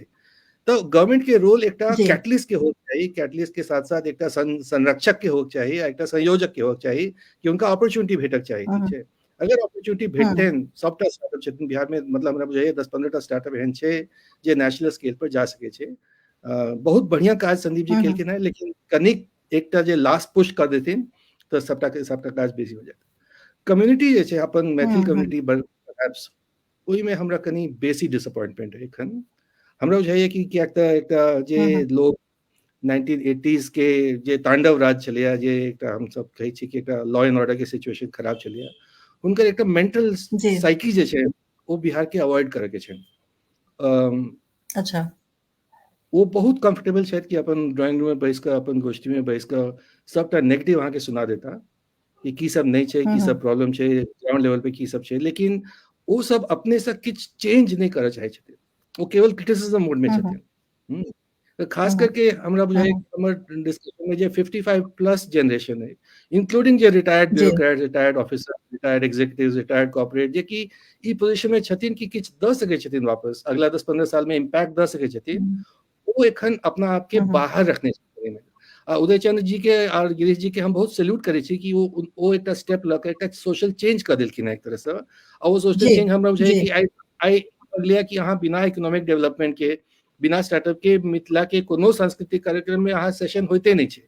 तो ई बहुत पॉजिटिव चेंज छै कि ऐसा धीरे धीरे एकटा भऽ जेतै कि नहीं इकोनॉमी उतबे इम्पोर्टेंट छै जते कल्चर इम्पोर्टेंट छै या साहित्य इम्पोर्टेंट छै या गीत नाद सब इम्पोर्टेंट छै, ई बहुत इम्पोर्टेंट है। लेकिन संगे संगे कम्युनिटी के देखऽ पड़तै कि अहाँ के जब दिलखुश कहलखिन कि अहाँ जे सबसे पैघ अहाँ के कमजोरी है कि अहाँ ड्राइवर के फैमिली में से छी, ओकरा वो स्ट्रेंथ बना लेलखिन कि हम ड्राइवर के सबटा सॉल्व कर देबै। तो एखन गुड़ जानै छी जी वीकनेस की है, एखन अहाँ के सबसे पैघ वीकनेस है कि अहाँ विलेज इकोनॉमी मोर और लेस विलेज इकोनॉमी में छी जे 40-50 साल पुरान मतलब एकटा सिस्टम चलिया। तो विलेज इकोनॉमी के कहाँ केना अहाँ टर्न कर सकै छी कि अहाँ के स्ट्रेंथ बन जाए आ कम्युनिटी ओहिमे की रोल प्ले कर सके। हमरा बुझाइए कि हर कम्युनिटी में हम देखे छी कि बहुत सब हमर सीनियर सब छथिन जे अपन परिवार के नाम पर एकटा लाइब्रेरी दऽ देलखिन, एकटा किछु बना देलखिन, 2-3 साल में ओ सबटा जे छै यूजलेस भऽ जाइ छै, इन्वेस्टमेंट खराब भऽ जाइ छै। ओकरा बदले में अगर वो सब एकटा स्टार्टअप क्लब बना देथिन या सॉफ्टवेयर क्लब कोनो आईटी क्लब बना देथिन, एकटा कल्चर शुरू करथिन कि हाँ हर गाम से एकटा मान लिया जेना कि संस्कृत में हम एकटा आर्टिकल सेहो लिखने छलिए कि मिथिला में संस्कृत के एते पैघ प्रभाव केना भऽ गेलै, 1000 साल के प्रभाव रहलै कि गाम गाम सब महाउपाध्याय महोपाध्याय सबटा पंडित सब, प्रकांड पंडित सब, फिलोसोफर सब पैदा भऽ गेलखिन। तो सॉफ्टवेयर इंजीनियरिंग किया नहीं भऽ सकैया गाम गाम से हम सब वर्ल्ड के सॉफ्टवेयर एक्सपोर्ट में किया नहीं लीड कर सकै छी। वो कल्चर लाबऽ के लेल जे सीनियर छथिन हमर सबके कम्युनिटी के, हुनका ई प्रयासरत करऽ पड़तै। वो सब केवल क्रिटिसिज्म से बात नहीं हेतै, चेंज तऽ अहाँके बनाबऽ पड़त। तो हमरा बुझाइए कि एखनो कम्युनिटी में एखन जेना हम सब फंड रेजिंग के लिए दिलखुश के लिए, तो अहाँ अगर पूछबै 55 प्लस में कते लोग अहाँके फंड देला, 0। ठीक है, अगर मान लिया कि वो 50,000 रुपया लगा देलकै या 1 लाख रुपया लगा देलकै, रिस्क भऽ गेलै, डुबा देलकै दिलखुश, ओहिसँ की नुकसान भऽ जेतै हुनका जे कि ऑलरेडी वेल एस्टैब्लिश छथिन। तो जे गिविंग बैक छै सोसाइटी के छै, ओ कल्चर एखन नहीं है हमरा सबके, ओ हमरा लाबऽ पड़त। लेकिन जे युवा लोग सब छथिन जे 25 साल से 40 साल के छथिन, जे एकटा दोसर वर्ल्ड देखलखिन है, ओ सब बहुत अग्रेसिव छथिन, ओ सब बहुत आशावंत छथिन आ ओ सब आगू आबि कऽ सपोर्ट सेहो कऽ रहल छथि। मतलब सैकड़ों मैसेज आयल है शार्क टैंक के बाद कि हम की कर सकै छी, अहाँके संग की हेल्प कर सकै छी, हम केना इन्वेस्टमेंट कर सकै छी। तऽ ई एकटा बढ़िया एकटा ट्रेंड लाइन है। और संगे संगे जे हमर सबके जे छथिन, जे सीनियर सिटीजन सब छथिन, ओ अगर जुड़ जेथिन तऽ एकटा नॉलेज, एकटा रिसोर्सेज और एकटा एनर्जी, तीनों एक साथ जुड़ जेतै, ओकरा बाद चेंज, रियल चेंज शुरू हेतै। ई हमर विचार है। हम कह चाहबेन जे एकटा सीनियर सिटीजन आर सब बेसी सीनियर सिटीजन सबके अपील कर रहल छथिन जे अपने संग आबियो और बेसी रचनात्मक भूमिका में जे छै से जइयो और गिव बैक के जेकरा कहै छै वापस देना अपन कम्युनिटी के तमे। लेकिन ई कहनाइ आसान छै अरविंद सर कि एक आके मतलब एग्जांपल दे दै छी कि जखन हम सब काज करल छलिए त देखलिए कि बी हब स्टार्टअप बिहार के पॉलिसी छै, एकटा इनक्यूबेटर बनेलकै पटना में, ठीक छै। तो हमरा लागल कि जे मिथिला के स्टार्टअप छै ओकरा कोनो काज करे के लिए अहाँ के पटना जाय पड़त, अहाँ के खर्चा है, टाइम है, जे है। तो हम सब कोशिश के लिए एकटा इनक्यूबेटर दरभंगा में होक चाहिए और दरभंगा कॉलेज के प्राचार्य छथिन प्रोफेसर संदीप तिवारी जी, बहुत हाथ जोड़ के मतलब हाथ पकड़ के एक तरह से रिसीव केलखिन ओकरा और मिट्टी क एकटा इनक्यूबेटर शुरू भ गेलै। अहाँ सरप्राइज भ जाय कि कोनो सीनियर प्रोफेशनल जे छथिन हमरा अप्रोच नहीं केलखिन है कि अहाँ एकटा इनक्यूबेटर ओतऽ देलिए, हम ओतऽ जाके लेक्चर द सकै छी, हम बच्चा सबके किछु सिखा सकै छी, हम ओतऽ एकटा स्कॉलरशिप शुरू कर सकै छी, हम ओतऽ एकटा प्रोजेक्ट शुरू कर सकै छी। जीरो छै एकटा। तो कम्युनिटी अगर एहन मतलब पाछू अपना आप पीछ लेते तो मिट्टी के की हेतै, मिट्टी तो धराशायी भ जेतै। तो एखन चाही कम्युनिटी के कि ई सब अपॉर्चुनिटी के ग्रैब करी और ग्रैब क के ओकरा आगा बढ़ावी। हमरा जेना अहाँ कहलिए पहिने कि एग्रेशन कतऽ से आबि रहलै, एग्रेशन है कि हम सब 70 साल पाछू छी और 70 साल नहीं हमरा ओकरा ठीक करऽ के, हमरा 7 साल में ठीक करऽ के। टाइम लीप के जे छै से समय के लीप के जे कॉन्सेप्ट है दुनू गोटा के दिखाई पड़ि रहल है जे वाकई अहाँ सब 70 साल के काज जे छै से 7 साल में करऽ चाहे छियै। बल्कि सबसे आश्चर्यजनक ई छनि जे जतेक एखन स्टार्टअप के जे इकोसिस्टम जे दिखाई पड़ि रहल छै ओहिमे जे सबसे यंगेस्ट छथिन ओ दिलखुश छथिन हमरा लगैया। एक साल हार्डली जे छै से हिनकर रोडवेज के जे छै से भेलनि हेँ, ओतबे तेजी से जेना लगै छै बुलेट ट्रेन चला रहल छथिन, टैक्सी नहीं चला रहल छथिन, बुलेट ट्रेन चला रहल छथिन। तऽ ई अथी तऽ अछि, डेस्परेशन अछि अहाँ दुनू गोटे में जे जल्दी से जल्दी जे छै से साबित करे के छै। ओतै जे छै से हम सब गोटे के एहि पड़ाव पर जे छै से आशा करबनि और आग्रह करबनि मधुबनी लिटरेचर फेस्टिवल के तरफ से सेहो और अहाँ दुनू गोटे के तरफ से सेहो जे एकटा जे परिदृश्य अरविंद सर अपन अनुभव से कहि रहल छथिन जे 50+ के ई एकटा हमरा सब पर आरोप है, 50+ के जे नागरिक छथिन हुनका में कतौ न कतौ जोखिम लेके जे छै से या फिर एकटा गिव बैक करे के जे हम अपन समुदाय के किछु वापस दिए। आइ तक हम बहुत केलहुँ, बहुत किछु कमेलहुँ, आब हमरा जे छै से वापस दे के समय आबि गेला। हमरा लगैया जे एहि अपील के हुनकर छटपटाहट के हुनकर अथी के सुनल जाय और ऊपर जे छै से काज कयल जाय, बहुत नीक रहल। संगहि जे छै से बिहार सरकार के जे एकटा क्रांतिकारी स्टार्टअप सिस्टम के जे छै से आगाँ करे में सेहो भूमिका रहि रहल छनि। ओतहि अपने किछु जे छै से लैक्यूना के चर्चा के लिए जे केना ओ सब होल्ड बैक कर रहल छथिन ओहि पर हमरा लगैया जे किछु आर काज हेबाक चाही। दिलखुश के की अपन हुनकर की छनि, हुनकर अपन अनुभव की छनि जे स्टेट एपरेटस छै, जेना अरविंद सर कहला जे अतेक पैघ अथी भेलैया, पूरा जे छै से दुनिया अहाँके जे छै से एक तरीका से माथ पर उठेने छियै और डिजर्विंग छी अहाँ पूरा ओकरा। बिजनेस स्टैंडर्ड अहाँके जे छै से न्यू बिजनेस आइकॉन जे छै से कहि रहल है आबे के समय के। एना में जे राज्य सरकार के जे प्रतिक्रिया छै या रिसेप्शन छै, जे जेना ओकरा केना देख रहल छी दिलखुश, सम्हारि के बाजब। हाँ बिल्कुल। पहले तो हमरा ई शुरू से ही राज्य सरकार के जे स्टार्टअप के पॉलिसी रहे तो हमरा आर्यगो में ओइसा फायदा भेटले रहा। अगर वो पॉलिसी नहीं रहतिए, ओहिठमा से हमरा 5-6 लाख टका नहीं भेटतिए तो 2017 में हम शुरू नहीं कए सकैत रही। मतलब 16 बजे शुरू के लिए ओकरा हम टेक्नोलॉजी पर नहीं आनि सकैत रही, ओहिठमा से शुरुआत भेलै। ओहिमे बहुत आदमी जे छै से ओकरा मिसयूज भी केलकै ओ स्टार्टअप पॉलिसी के, कियाकि अहाँ के पास आइडिया छै, पैसा लेलिए, ओकरा बढ़िया से तावा पर फ्राई कए के ओकरा खा गेलिए। मतलब ओकरा अहाँ एग्जीक्यूट नहीं केलिए, अहाँ रन करे के लेल पैसा भेटले रहा। दोसर चीज की छै जे पहिलुक दिन से कॉन्सेप्ट भए जाय छै जे हम फंड रेज करे के लेल हम स्टार्टअप कए रहल छियै। अगर फंडिंग नहीं एतै तऽ स्टार्टअप नहीं बनतै, बनाइए नहीं सकै छी। जबकि ई 100% सच नहीं छै। पैसा जरूरी छै, लेकिन अगर अहाँ बाजार में टिकल रहबै तऽ समय आबैत आबैत धीरे धीरे ओहो चलि आबै छै।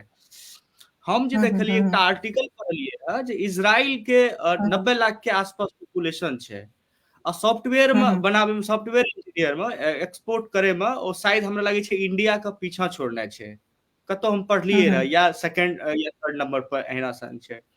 तो 4 करोड़ के जे ओ आबादी के मिथिला के जे हम शुरू में स्टार्ट केलो जे हमरा पास में स्मार्ट वर्कर और हार्ड वर्कर यह दू आदमी छै, या तो जे अपन दिमाग से पूरा दुनिया का नचा रहल छै या अपन पसीना बहा के दुनिया का बना रहल छै। तो ओई जगह पर हम सॉफ्टवेयर किया न बहुत बेसी बना सकै छी, हम किया न as a Bihar as a Mithila में हम एतबा पैग इंफ्रा बना दिए सॉफ्टवेयर के जे हर पंचायत से 4टा सॉफ्टवेयर इंजीनियर रहते, वो बाहर के प्रोजेक्ट आनते ओठमा से बना के डिलीवर्ड करते। सर जे इनिशिएटिव लेकिन ये हुनकर एकटा इनिशिएटिव के चर्चा जरूरी छै एठा करब। दरभंगा में 8 9 10 लोग के टीम बना के आईटी के ओठमा एकटा अपन शुरू केलखिन ये इनिशिएटिव, ओही ठम का आसपास के लोग के सिखा रहल छथिन कोडिंग करब। एकटा ट्रेंड लोग के ट्रेंड टीम के हायर कए के बाकी लोग के सिखा रहल छै कोडिंग, आ हुनका सबके विदेश से प्रोजेक्ट आइन के उठा के प्रोजेक्ट पर काज करे ले सेहो दे रहलखिन ये। तो वो जे विदेश से जे प्रोजेक्ट आबि रहल छै त मतलब पैसा त विदेश से एते, हम ओकरा दे रहल छियै तो सॉफ्टवेयर बना के। तो सर अकेले की कए लेकिन फैक्ट छै, सर किछ ना अकेले कए सकै छथिन, सिर्फ प्रयास कए सकै छथिन। लेकिन सर के जेना बहुत सारा आदमी छै मिथिला के अलग अलग लेवल पर बैसल छै, वो सब अगर कनिएटा अपन कंट्रीब्यूट करथिन, अपन एक्सपीरियंस के अपन कैपिटल के, सर कहलखिन 50,000 1 लाख टका से किछो नहीं हो जाए वाला छै। एकटा अगर कम्युनिटी एहन एकटा फंड बना दिए जेमे कि अगर मिथिला के 500 आदमी जे वेल सेटल्ड छै कतो बढ़िया जगह पोजीशन पर, वो 500 टका के अगर देते तो बहुत बड़ा फंड बन जेते। ओई ठमा जे छै से बहुत सारा लोग के स्किल्ड कए सकै छी, कियाकि हम जतऽ तक जानै छियै जे आबै वाला समय में डिग्री कंप्लीट मायने नहीं रखते जा तक अहाँ के अंदर किछ स्किल्ड नहीं रहते। वो बहुत जरूरी छै। डिग्री ठीक छै, वो हमरा ई साबित करते जे हम एजुकेटेड छियै, लेकिन हम काज कए सकै छी, हम आगाँ जीवन यापन कए सकै छी, एकरा लेल हमरा किछ ने किछ हुनर हेबाक चाही, सॉफ्टवेयर के हुआ या बहुत सारा फील्ड में हुआ। ओहिठमा सर एहन शार्क्स बहुत सारा मिथिला में चाही, तखन जाके ओहिठाम का जे रिसोर्स छै यूज कए के बहुत पैघ इकोनॉमी बना सकै छी। हमरा सबके पास में छै, ओहिठमा मेहनतो लोग करे छै ना, तऽ खेते कोड़े ले एखनो कोदारि लऽ कऽ चलि जाइ छै लोग, आ भोर से साँझ तक में कोड़ि के चलि आबै छै, एखनो देखै छियै ई सब। तो की छै हार्ड वर्कर छै, ओकरा हुनका सबके यूज करनाइ छै, कतय यूज करबै वह दिशा नहीं भेट रहल छै। तो दिशा के देथिन जे यूएसए में बैसल छथिन, जे ऑस्ट्रेलिया में बैसल छथिन, जे एमएनसी में जाके बैसल छथिन, जे ब्यूरोक्रेट बहुत दूर में जाके बैसल छथिन, तो हुनका सबके पार्टिसिपेट करऽ पड़तै, नहीं तऽ तहन समय तऽ लागबे करतै। एहि अथी पर बहुत नीक सर रखलखिन है बात सबके दिलखुश। अरविंद सर से हम पूछा चाहबे जे अपने के किछ नव प्रयास है दरभंगा में जे आईटी के लॉक अपने शुरू के लिए, एकटा सपना है डेफिनेटली। बहुत रास आर जे छै से बार बार अहाँ के हम सब फॉलो करैत रहलहुँ, देखैत रहलहुँ हैं जे केना कोन कोन नव आर जे छै से अहाँ के रोडवेज के अलावा, रोडवेज तऽ आब कहै छै जे गनगना देलिए अहाँ सब, ठीक छै दुनू गोटे। तऽ एकर अलावा जे छै से की सब एफर्ट है, और मिथिला एंजल नेटवर्क के बारे में सेहो जे छै से हम चाहब कनी बात करिए, कियाकि ओहिमे संभवतः अहाँ के अलावा जे आर जे लोग सब छथि, जेना मनोज कर्ण जी छथि, ऋतुराज छथि, 100 गोटे के एखन नाम हमरा मोन नहीं है, लेकिन बहुत डायनेमिक जे छै से अहाँ के टीम है एकटा। तो हुनकर सबके की भूमिका छनि, केना फॉर्मेशन छै, आर की सब छै मिथिला एंजल नेटवर्क में, और अहाँ सबके आगामी योजना की है, या फिर रोडवेज जे छै से एक इकलौता सक्सेस या ब्रांड या मॉडल जे छै से होबऽ जा रहल है, एकर अलावे की सब है रोडवेज के अलावे इतर? नहीं, दिलखुश जी बात केलखिन मिथिला स्टैक जे हम सब एकटा छोट टीम सॉफ्टवेयर डेवलपमेंट शुरू के लिया, तो एकटा हमर बहुत इंटरेस्टिंग इनसाइट ऑब्जर्वेशन कह सकै छी अहाँ, कि हम सब कहै छी कि पलायन जे छै या मजदूर जे छै, मतलब अपन बिहार से मजदूर बाहर चलि जाइ छै, गाम सब खाली भऽ गेलै। ई केवल मजदूर में नहीं छै, ई स्किल्ड लेबर या स्किल्ड वर्कर या स्किल्ड प्रोफेशनल में सेहो छै। जे सबसे बेसी स्किल छै, मान लिअ डॉक्टर से इंजीनियर छै, ओकरो नहीं जॉब छै ओतऽ, ओकरो बाहर जाय पड़ रहल छै। हाँ 30 साल 35 साल में दिल्ली में, बेंगलोर में, बॉम्बे में, हैदराबाद में जेबै तो ओतऽ बेस जेबै अहाँ। तो गाम के स्किल टैलेंट, अहाँ के गाम के टैलेंट से बिल्कुल अहाँ के खत्म हो जात। ओकरा बाद अहाँ कतनो कोनो तरह से गाम वापस नहीं जा सकै छी, इवन आफ्टर रिटायरमेंट अहाँ वह महानगरी के एकटा स्लेव बन जायब। अहाँ के बुझले नहीं हैत कि हम केना जेबै गाम, आ गाम में करबै की। तो अहाँ के तैयारी करऽ पड़त कि नहीं हमरा ओतऽ टैलेंट पैदा करऽ पड़त। हम सब देखलिए कि जेना हमर एकटा इंजीनियर छलखिन, बीमार भऽ गेलखिन ओ 1 महीना के लिए, तऽ काज बंद भऽ गेलै आ हम सब रिप्लेस नहीं कऽ पेलिए कियाक तऽ टैलेंट नहीं छलै। तखन बात शुरू भेलै कि DC, Darbhanga college engineering, Supaul engineering, Madhubani government engineering, Sandeep university सबसँ बात कऽ कि केना हम सब जे ओ जो कॉलेज में बच्चा सबके पढ़ा रहल छथिन, 2200 बच्चा छै जे कंप्यूटर साइंस पढ़ि रहल छै, ओकर रेडीनेस केना कयल जाय। तऽ एखन प्रयास चलि रहल छै कि ओकर रेडीनेस के हम कोनो तरह से एकटा तरीका बनाबी कि एकटा डिस्ट्रीब्यूटेड टीम हुनका हैंड होल्ड कऽ कऽ तैयार करें कि जॉब कर सकै छथिन बाहर आ दरभंगा में सेहो जॉब कर सकै छथिन। कियाक तऽ सूनर और लेटर ये दोसर टारगेट है कि दरभंगा में 100, 150, 200 इंजीनियर काज करऽ के होक चाहिए, हमरा सबके अपन एकटा कैपेसिटी होक चाहिए। तऽ कैपेसिटी बिल्डिंग जे छै से लॉन्ग टर्म प्रोजेक्ट होइ छै हमेशा। आ स्टार्टअप साइड में बहुत बहुत इंटरेस्टिंग काज भऽ रहल छै। जेना सुपौल में अर्बन कंपनी अहाँ सब सुनने हेबै, अर्बन कंपनी, अर्बन क्लैब छलियै पहिने, ओहिना एकटा बीवर कऽ कऽ बना रहल छथिन, इमरान छथिन, बहुत दिनसँ काज कर रहल छथिन। हुनका 700-800 labourer, skills technician, electrician, mason, ई सब ऑलरेडी छनि उनका बिजनेस में, और बढ़िया बिजनेस हमरा बुझाइए कि स्केल कर सके आराम से। दरभंगा हाट हम सब दरभंगा में एकटा ई कॉमर्स सेटअप छै, रहमान चला रहल छथिन, बहुत बढ़िया काज कर रहल है। इंग्लिश यारी एकटा स्टूडेंट स्टार्टअप छलियै जे मुजफ्फरपुर से शुरू भेलै, ओहो दंदना रहलै। मतलब लास्ट ईयर जते रेवेन्यू छलियै 10 गुना रेवेन्यू पे छै एखन। और ऑलमोस्ट हमरा बुझाइए कि 17-18 स्टेट से इंग्लिश सीखऽ के लेल बच्चा सब या प्रोफेशनल्स, हाउसवाइफ सब ओकर सर्विस यूज कर रहल छै। और प्रेम ओझा छथिन, वो चला रहल छथिन जे टीचर हायरिंग के लेल, प्राइवेट टीचर हायरिंग के लेल, या जेना बिहार में एखन 2 लाख 2.5 लाख टीचर हायर भेलै, ओकर टीचर कैपेसिटी ट्रेनिंग के लेल काज कर रहल छथिन। ई सब लार्ज प्रोजेक्ट सब छै जतऽ की स्केल छै और नेशनल स्केल पर जा सकै छै। हनुमान के नाम हम कहलहुँ अहाँ के 2-3 साल में अहाँ देखबै हनुमान के अगर किछु सपोर्ट भेट जाए सरकार से फिलहाल, एखन जे हुनकर एकटा नैरो पीरियड छै ओनो पार भऽ जेतै तऽ हनुमान एकटा नेशनल ब्रांड बनि जेतै 3-5 साल में। नीरज बहुत नाम रोशन करता बिहार के और हमर सबके। सहरसा सब मीट लक्स के एकटा फ्रेश मीट के बिजनेस कर रहल छथिन वासीम, उनको हम सब हेल्प कर रहल छी। IIT पास्ता वाला आलोक के हम नाम कहलहुँ कि वो पास्ता के काज कर रहल छथिन। एकटा बहुत इंटरेस्टिंग हमरा प्रोजेक्ट दिखाई देल जे मिलेट छै, जे रागी जे छै अहाँ के मरुआ पे काज कर रहल छथिन कि मरुआ के हम केना बिस्किट बना सकै छी, मरुआ के कोना प्रोडक्ट बना सकै छी, मरुआ के कोना डिस्ट्रीब्यूशन कर सकै छी। भारत सरकार के सेहो फोकस छै ओकरा ऊपर। सबसे इंटरेस्टिंग लागल कि एकटा ट्रैवल एजेंट छथिन दरभंगा में, जे कि दरभंगा बस स्टैंड जेबै तऽ अहाँके लागत कि मछली बाजार और बस स्टैंड में कोनो बेसी फर्क नहीं छै। पटना में से हो।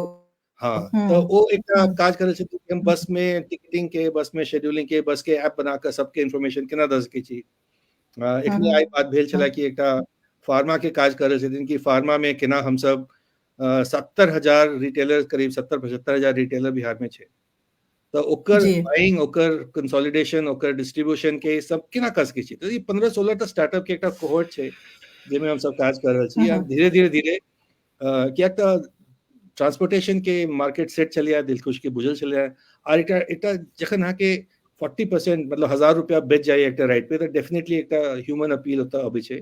दिलखुश के अपन स्टोरी पे एकटा मार्केटिंग अपील छै। दोसर सेहो धीरे हेतै, धीरे-धीरे मतलब चेंज भऽ रहल छै, लेकिन चेंज तखने हेतै जखन कम्युनिटी ओकरा ब्रॉडली अडॉप्ट कर लेतै। जेना दिलखुश कहत कि हम सब अपना हिसाब से कर लेबै तऽ मतलब ठीक छै, कनी छोट मोट स्क्रैच भऽ जेतै, लेकिन जखन दोसर आदमी सब शुरू करथिन कि नहीं रिस्क तो लेबो पड़ते ने केकरो, अहाँ सब रिस्क सबसे रिस्क नहीं लेबै तो हम केना हेतै, हम डूब जायत पाए, ठीक छै डूब जायत अहाँ के पाए, लेकिन अहाँ के चेंज के शुरुआत करऽ पड़त। हो सकेगा कि ई जनरेशन 10 साल में नहीं हेतै, लेकिन नेक्स्ट जनरेशन के ऊपर बैस कर फिर चेंज कर देतै। अगर हम नहीं करबै तऽ 10 साल नहीं हेतै तऽ नेक्स्ट जनरेशन के सेहो प्लेटफॉर्म नहीं भेटतै कि हम ओकरा कर सकै छी। तऽ कल्चर चेंज जे छै, इकोनॉमिक चेंज जे छै, जनरेशनल एकटा हमरा सोचऽ पड़त कि हम नेक्स्ट जनरेशन के लिए की कर रहल छी। हमर अपन एज के स्थिति एहन कि हमरा बुझाइए कि में चाहिए, और ओही में हम सब प्रयासरत छी। तऽ बहुत सब कार्यक्रम छै। एकटा हमर बहुत इंटरेस्टिंग एग्जांपल छला, एकटा बिहब में गेल छलियै पिछला साल, तऽ एकटा लड़का कहलक कि हमरा सबके हिंदी में पिच सेशन करे में प्रॉब्लम होइया, सबटा इन्वेस्टर अबै छथिन जे इंग्लिश में पिच सेशन करी, अहाँ मैथिली में पिच सेशन करके पाइ रेस केना हो गेलै। हमरा याद है एकटा वीडियो सर्कुलेट भऽ रहल छै आइकाल्हि सोशल मीडिया में बहुत, जहाँ की सचिन तेंदुलकर लता मंगेशकर से बात कर रहल छथिन, मराठी में कर रहल छथिन। एकटा नेशनल लेवल इवेंट में दुनू भारत रत्न जे छथिन से मराठी लैंग्वेज में बात कर रहल छथिन। हम तो नहीं देखलिए आज तक अपन 50-55 साल में कि कोनो नेशनल लेवल लैंग्वेज में दूटा श्रेष्ठ मैथिल या कोई आईएएस ऑफिसर या कोई बहुत कॉर्पोरेट आदमी मैथिली में बात कर रहल छथिन, किया नहीं होइ छै। तो बिजनेस दिलखुश दिखा रहल छथिन कि बिजनेस के लैंग्वेज बिजनेस समझे छै और मातृभाषा के लैंग्वेज मातृभाषा चले छै। तो अहाँ बिजनेस के लैंग्वेज मैथिली सेहो कर सकै छी, हिंदी सेहो कर सकै छी, अहाँ इंग्लिश सेहो कर सकै छी, अहाँ तीनों के कॉम्बिनेशन कर सकै छी। अहाँ के केवल मैथिली हमरा दुनू जगह काज आयल।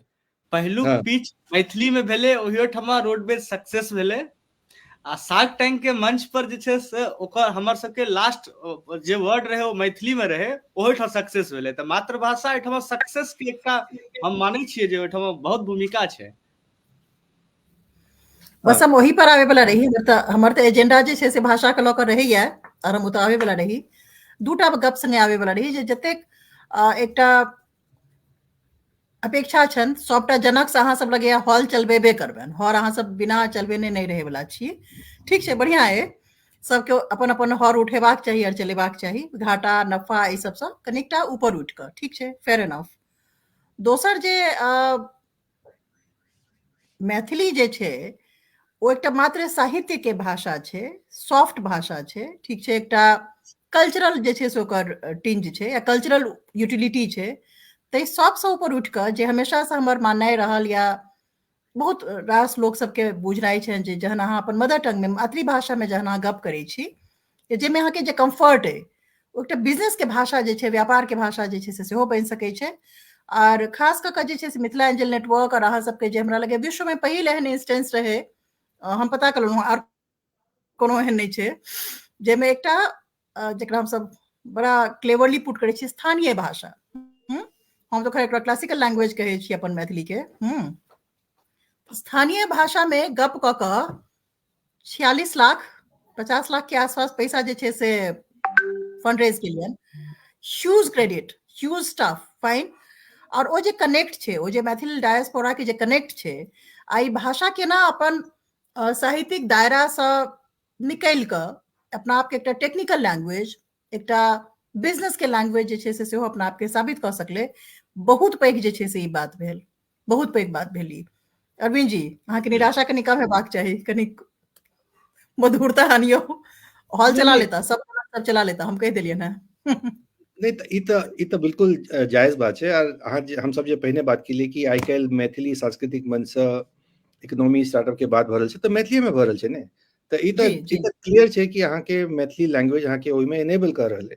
देखियो, अगर अहाँ के 4 करोड़ के पॉपुलेशन है, बहुत सब हम एकटा कहल जाय छै कि अहाँ यूरोप के बहुत सब कंट्रीज के मिला के बेसी एकटा पॉपुलेशन छी, तो कोनो रीजन नहीं छै कि अहाँ एकटा 4 करोड़ के पॉपुलेशन के सर्व अगर करबे डिमांड, हुनकर कंजम्पशन डिमांड बना देबे, तो अहाँ मैथिली में कि अहाँ मगही में बात कर सके छी, अहाँ जीका में बात कर सके छी, अहाँ भज्जिका में बात कर सके, अहाँ के जे भाषा में अहाँ के बात करे के ऐसे कर। बिजनेस के लैंग्वेज जे छै, जैसे दिल खुश कला कि अहाँ के कस्टमर के की नीड है, ओकर की डिमांड है, ओकरा अहाँ केना सर्विस दे सके छी, ओकरा अहाँ कहाँ केना सासुर वाली फील दे सके छी, ओ अहाँ के सक्सेस मैट्रिक्स डिफाइन करत। अहाँ केना अपन कॉस्ट कंट्रोल कर सके छी, अहाँ अपने टीम केना आ कनी मनी अहाँ के सोसाइटी से कैपिटल फॉर्मेशन, अहाँ के सबसे पैघ अब प्रॉब्लम है कि मैथिल समाज में कैपिटल फॉर्मेशन ऑलमोस्ट नील छै, नील। अपील की है एग्जैक्ट टर्म्स में कहियो अपील की है मैथिल समाज से, यो मैथिल सब हम सब सपोर्ट कर बात सुनिए। मैथिल समाज में हर जे एकटा सांस्कृतिक कार्यक्रम जे सांस्कृतिक गुट छै, ओकरा अपन एकटा फंड बनावे चाहिए, और स्टार्टअप्स के सपोर्ट में अहाँ सब आओ, हम सब अहाँ के गाइड कर देब कि केना कयल जेतै, केना नहीं कयल जेतै। अगर हर गांव में, हर ब्लॉक में, हर डिस्ट्रिक्ट में 4-5टा फंड ठाढ़ भ जेतै, मान लिअ 10 लाख के फंड हेतै, अहाँ 2 लाख के 5टा स्टार्टअप में देबै, तो एकटा क्रांति, जहाँ कहलिए ये क्रांति आबि रहल छै, ओ सबटा सब मैथिल शार्क बनि सकै छथि, सबके सब शार्क टैंक के एंजॉय कर सकै छथि, और एहि सब बहुत बहुत पैघ चेंज हमरा बुझाइए कि काल्हि भ सकै। बहुत ही हमरा लगे संभावना से भरल, बहुत ही जे छै से सॉलिड आइडिया, जेकरा कहै छै सॉलिड आइडिया जेकरा कहै छै, अछि जे ब्लॉक या ग्रामीण स्तर पर, हमरा लगे ग्राम के स्तर पर एकरा आनल जाय, अपन अपन गाम में छोटे सही 10 लाख 20 लाख 15 लाख के एकटा सामूहिक अथी में जे छै से फंड ठाढ़ करी, और ओतऽ के जे 4टा युवक जे जोखिम लेला काज करे लागत तैयार छथिन, भ सकै छै ओ सफल नहीं होथिन, पर इहो तो भ सकै छै जे सफल भ जाथिन।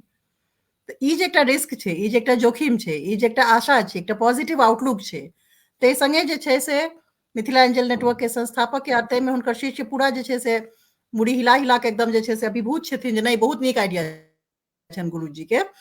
ग्राम के स्तर पर जे छै से फंड हायर कयल जाय जैसा स्थानीय लोक सब जे छै से स्टार्टअप के जे छै से कल्चर के तो प्रमोट कर सकथिन, कियाकि डेफिनेटली एखन ओ जे सरकारी संस्कृति के जे छै से माय बाप जे कल्चर छै एकटा जे नहीं हमरा सरकारी नौकरी भेटत तहने हम मेहनत करब। पंजाब के कृषि क्रांति हम सब बनने छियै, हमर के जे गाम के रामपट्टी वाली होथिन कि जे हमर के जे गौवा छथिन ओ सब जा जाके जे छै से पंजाब में जे छै से जाके कमा कमा के जे छै से पंजाब के कृषि क्रांति जे छै से ठाढ़ केने छथिन।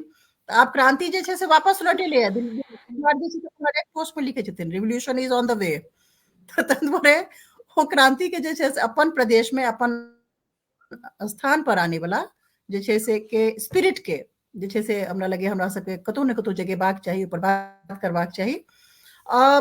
एहि सबके संग दिलखुश सवाल जे आगू के पैघ एजेंडा की है, कियाकि बहुत जगह हम देखलहुँ अहाँके सोशल मीडिया पर लोक अहाँके बाहर बजाबे के चेष्टा करै छथि, सजेशन दै छथि, ओतऽ आबि जाओ ओतऽ आबि जाओ। आगू के लार्जर एकटा जे छै से अथी की है, माने एकटा प्लान की है, एकटा कतऽ देख पाबि रहल छियै रोडवेज से आर क्या रोडवेज पैदा हेतै? पहले तऽ सबसे पहले जे छै एकटा एंटरप्रेन्योर के सबसे पहलू काज होइ छै जे अपन मार्केट के रीड करनाइ, बाजार के तौलनाइ। तऽ बिहार एकटा कुआं नहि समुंदर छियै, एहि समुंदर में कई रोडवेज ठाढ़ भए सकैया। जे सर कहै छथिन ने एतेक पैघ पॉपुलेशन छै, बहुत किछु एहिठाम भए सकैया। तऽ पहिले जे हमरा पास में खाली मैदान छै ओकरा में नीक से मजबूत घर बना लेबै, ओकर फिर दोसर मैदान में उतरबै, फिर आरो बेहतर घर बनेबै, ता एक बेर घर बनाबे के अनुभव भी आबि जेतै। तो बहुत जगह से कॉल आबै छै, इवन सर कहै छथिन जे हमरा लिंक्डइन पर हमरा लागैया जे जतबा लोग इन्वेस्टमेंट के प्रपोजल देलखिन या मतलब इंडिया से बाहर से सबके अगर इन्वेस्टमेंट हम आब शुरू कए दिए लेब अगर राउंड में जिए तो हमरा लगे 200-250 करोड़ आप बहुत आसानी से हम सब ऊपर कए लेबै, बहुत आसानी से। लेकिन लक्ष्य इन्वेस्टमेंट नहीं छिए, लक्ष्य छै प्रॉफिटेबल आ सस्टेनेबल मॉडल के बिजनेस बनेनाइ। आ बहुत भए रहल छै जे हम गुरुजी के रात में काल्हि खना फोन पर कहने रहिए जे हम लोग अप्रैल में प्रॉफिटेबल हो रहे हैं। मतलब एतबा प्राउड फील भए रहल छै जे 2 साल में एकटा स्टार्टअप जे कि बहुत ही स्ट्रगल करे छै बिहार के बाजार में, ओ 2 साल में प्रॉफिटेबल भए रहल छै। ई कॉन्फिडेंस आबि रहल छै जे आब हमरा जे छै से आब खुल कऽ हम सब आरो एखन तऽ मतलब रिस्क सीमित रहे, डर के लैत रहिए, ओतबे धन रहे, ओतबे पैसा रहे, रिसोर्स रहे, लेकिन जखन अहाँ प्रॉफिटेबल होइ छै तऽ बहुत तरह के एक्सपेरिमेंट करब शुरू कए दै छियै। तऽ हमहूँ सब एक्सपेरिमेंट करबै, लेकिन एखन फोकस बिहार के बाजार छै। 2-3 साल के बाद फिर गुरुजी के मार्गदर्शन छबे करे, उ तऽ पूरा दुनिया के देख के एलखिन ये, तो हुनका नेतृत्व में उम्मीद छै जे एक दिन भारत के गांव गांव का हम रोडवेज के संग शहर करबै। अब अहाँ के गुरुए जी से प्रश्न है कि अहाँ पर ई इल्जाम लागे से बात कहिए दिला, तिलखुश सेहो कह दिला, अहाँ स्वीकार कऽ लेलियन जे मिथिला के लेल खाली काज कऽ रहल छियै से अछि, बाकी जगह पर ध्यान नहीं दऽ रहल छियै। दोसर जे कॉर्पोरेट एकटा कल्चर से निकल कऽ पूरा एकटा कॉर्पोरेट लाइफ 30 साल 35 साल 40 साल जिला के बाद जे अहाँ के प्रयास अछि, कखनो डर लागैया जे भऽ सकै छै सफलता नहीं हेतै? रोज डर लगैया कि सफलता नहीं हेतै। की होइ छै कि अहाँ के अंदर एकटा अंतर्द्वंद चलैत रहैया, कियाक तऽ हमर ट्रेनिंग IIT के कंप्यूटर साइंस इंजीनियर छी, हम AI में स्पेशलाइज केने छी, हम टॉप लेवल पे काज केने छी। तऽ एकटा अहाँ देखियौ कि एक आइ के जे IT के जमाना छै ओहिमे AI के एकटा वर्चस्व छै, बोलबाला छै, तऽ एकटा नेचुरल एकटा अहाँ के फील होइया कि हम AI में काज करी, हम सबसे नव काज करी, ग्लोबल लेवल पे काज करी। और दोसर तरफ हम मिथिला में काज करल छी जे कि मान लिअ 20 साल 25 साल पुरान मतलब पाछा छै एक तरह से, तऽ वहाँ ओतऽ अहाँ जे छै से एकटा बेसिक इंफ्रास्ट्रक्चर के प्रॉब्लम सब सॉल्व कर रहल छी, कैपेसिटी केना बनतै, ट्रेनिंग केना हेतै, IT डिपार्टमेंट केना हेतै, कोना काज हेतै, ई स्पैन बहुत लंबा भऽ जाइ छै। तऽ कखनो लगे कि नहीं अहाँ अगर एहि पर फोकस कर रहल छी नीचा में, तऽ ओ जे अहाँ के अपॉर्चुनिटी छलै, अहाँ के जे एज छलै, अहाँ के टेक्निकल एज छै, ओ खत्म हो जा रहल है, ओकटा ध्वस्त हो जा रहल है, अहाँ पर फोकस नहीं कर रहल छी। तो ओकरा टीस होइ छै कखनो कखनो, आर लगे छै कि अगर अहाँ ई नहि कऽ पेलहुँ ओहो नहि कऽ पेलहुँ, अहाँ कतौ नहि रहबै। लेकिन तखनो लगैया कि नहीं, दिलखुश जकाँ बहुत सब 10-12टा एखन बच्चा सब छथिन जे बहुत मेहनत कर रहल छथिन, बहुत प्रयासरत छथिन, और अगर 3-4टा दिलखुश हमर सबके कोहर्ट में ठाढ़ भऽ जेता तऽ डेफिनेटली एकटा लॉन्ग लास्टिंग इम्पैक्ट भऽ जेतै। हमरा पूरा उम्मीद है कि अहाँके 3-5 साल में दिखाई देत कि मिथिला एंजल नेटवर्क के जे कोहर्ट छै ओहिमे से 3-5टा स्टार्टअप एहन निकलते जे 50 करोड़ के ऊपर के रेवेन्यू कऽ पेतै। तऽ ओ एकटा विश्वास है कि नहीं, ई जे हम सब साधना कर रहल छी ओकर कोनो न कोनो बढ़िया फल हेतै।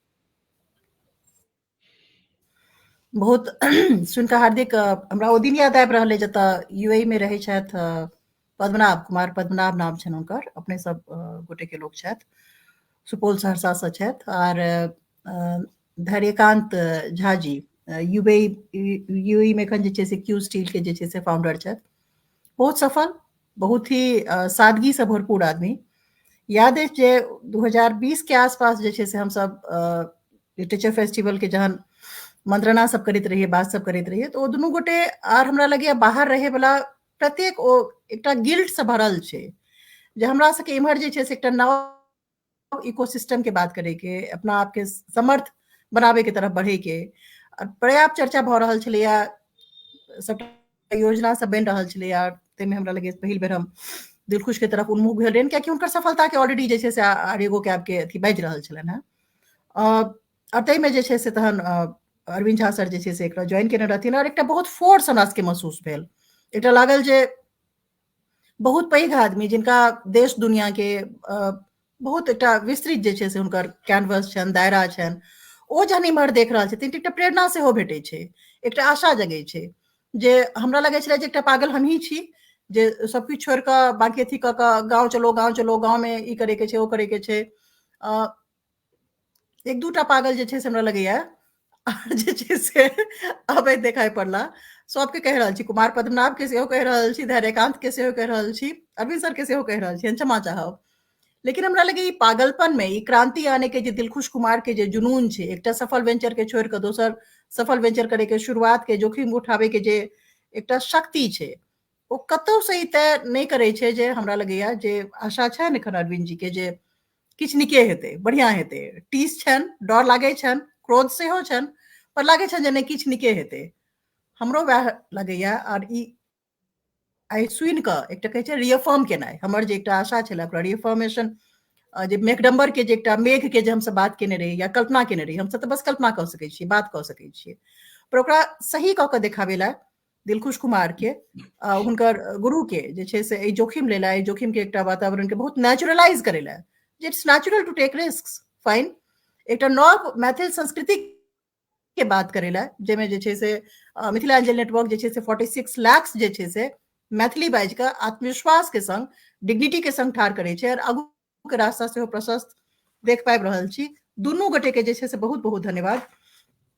आर जे छै से की हम किछु कहऽ चाहबै, खास कऽ कऽ हम पहिने एखन आब गुरु के आना चाहबनि, अरविंद सर के पूछऽ चाहबनि जे की आगू के की केना देखब, या फिर कोनो एहन बात जे कहनाइ छूटि गेल हुए से अपने जरूर कहियो।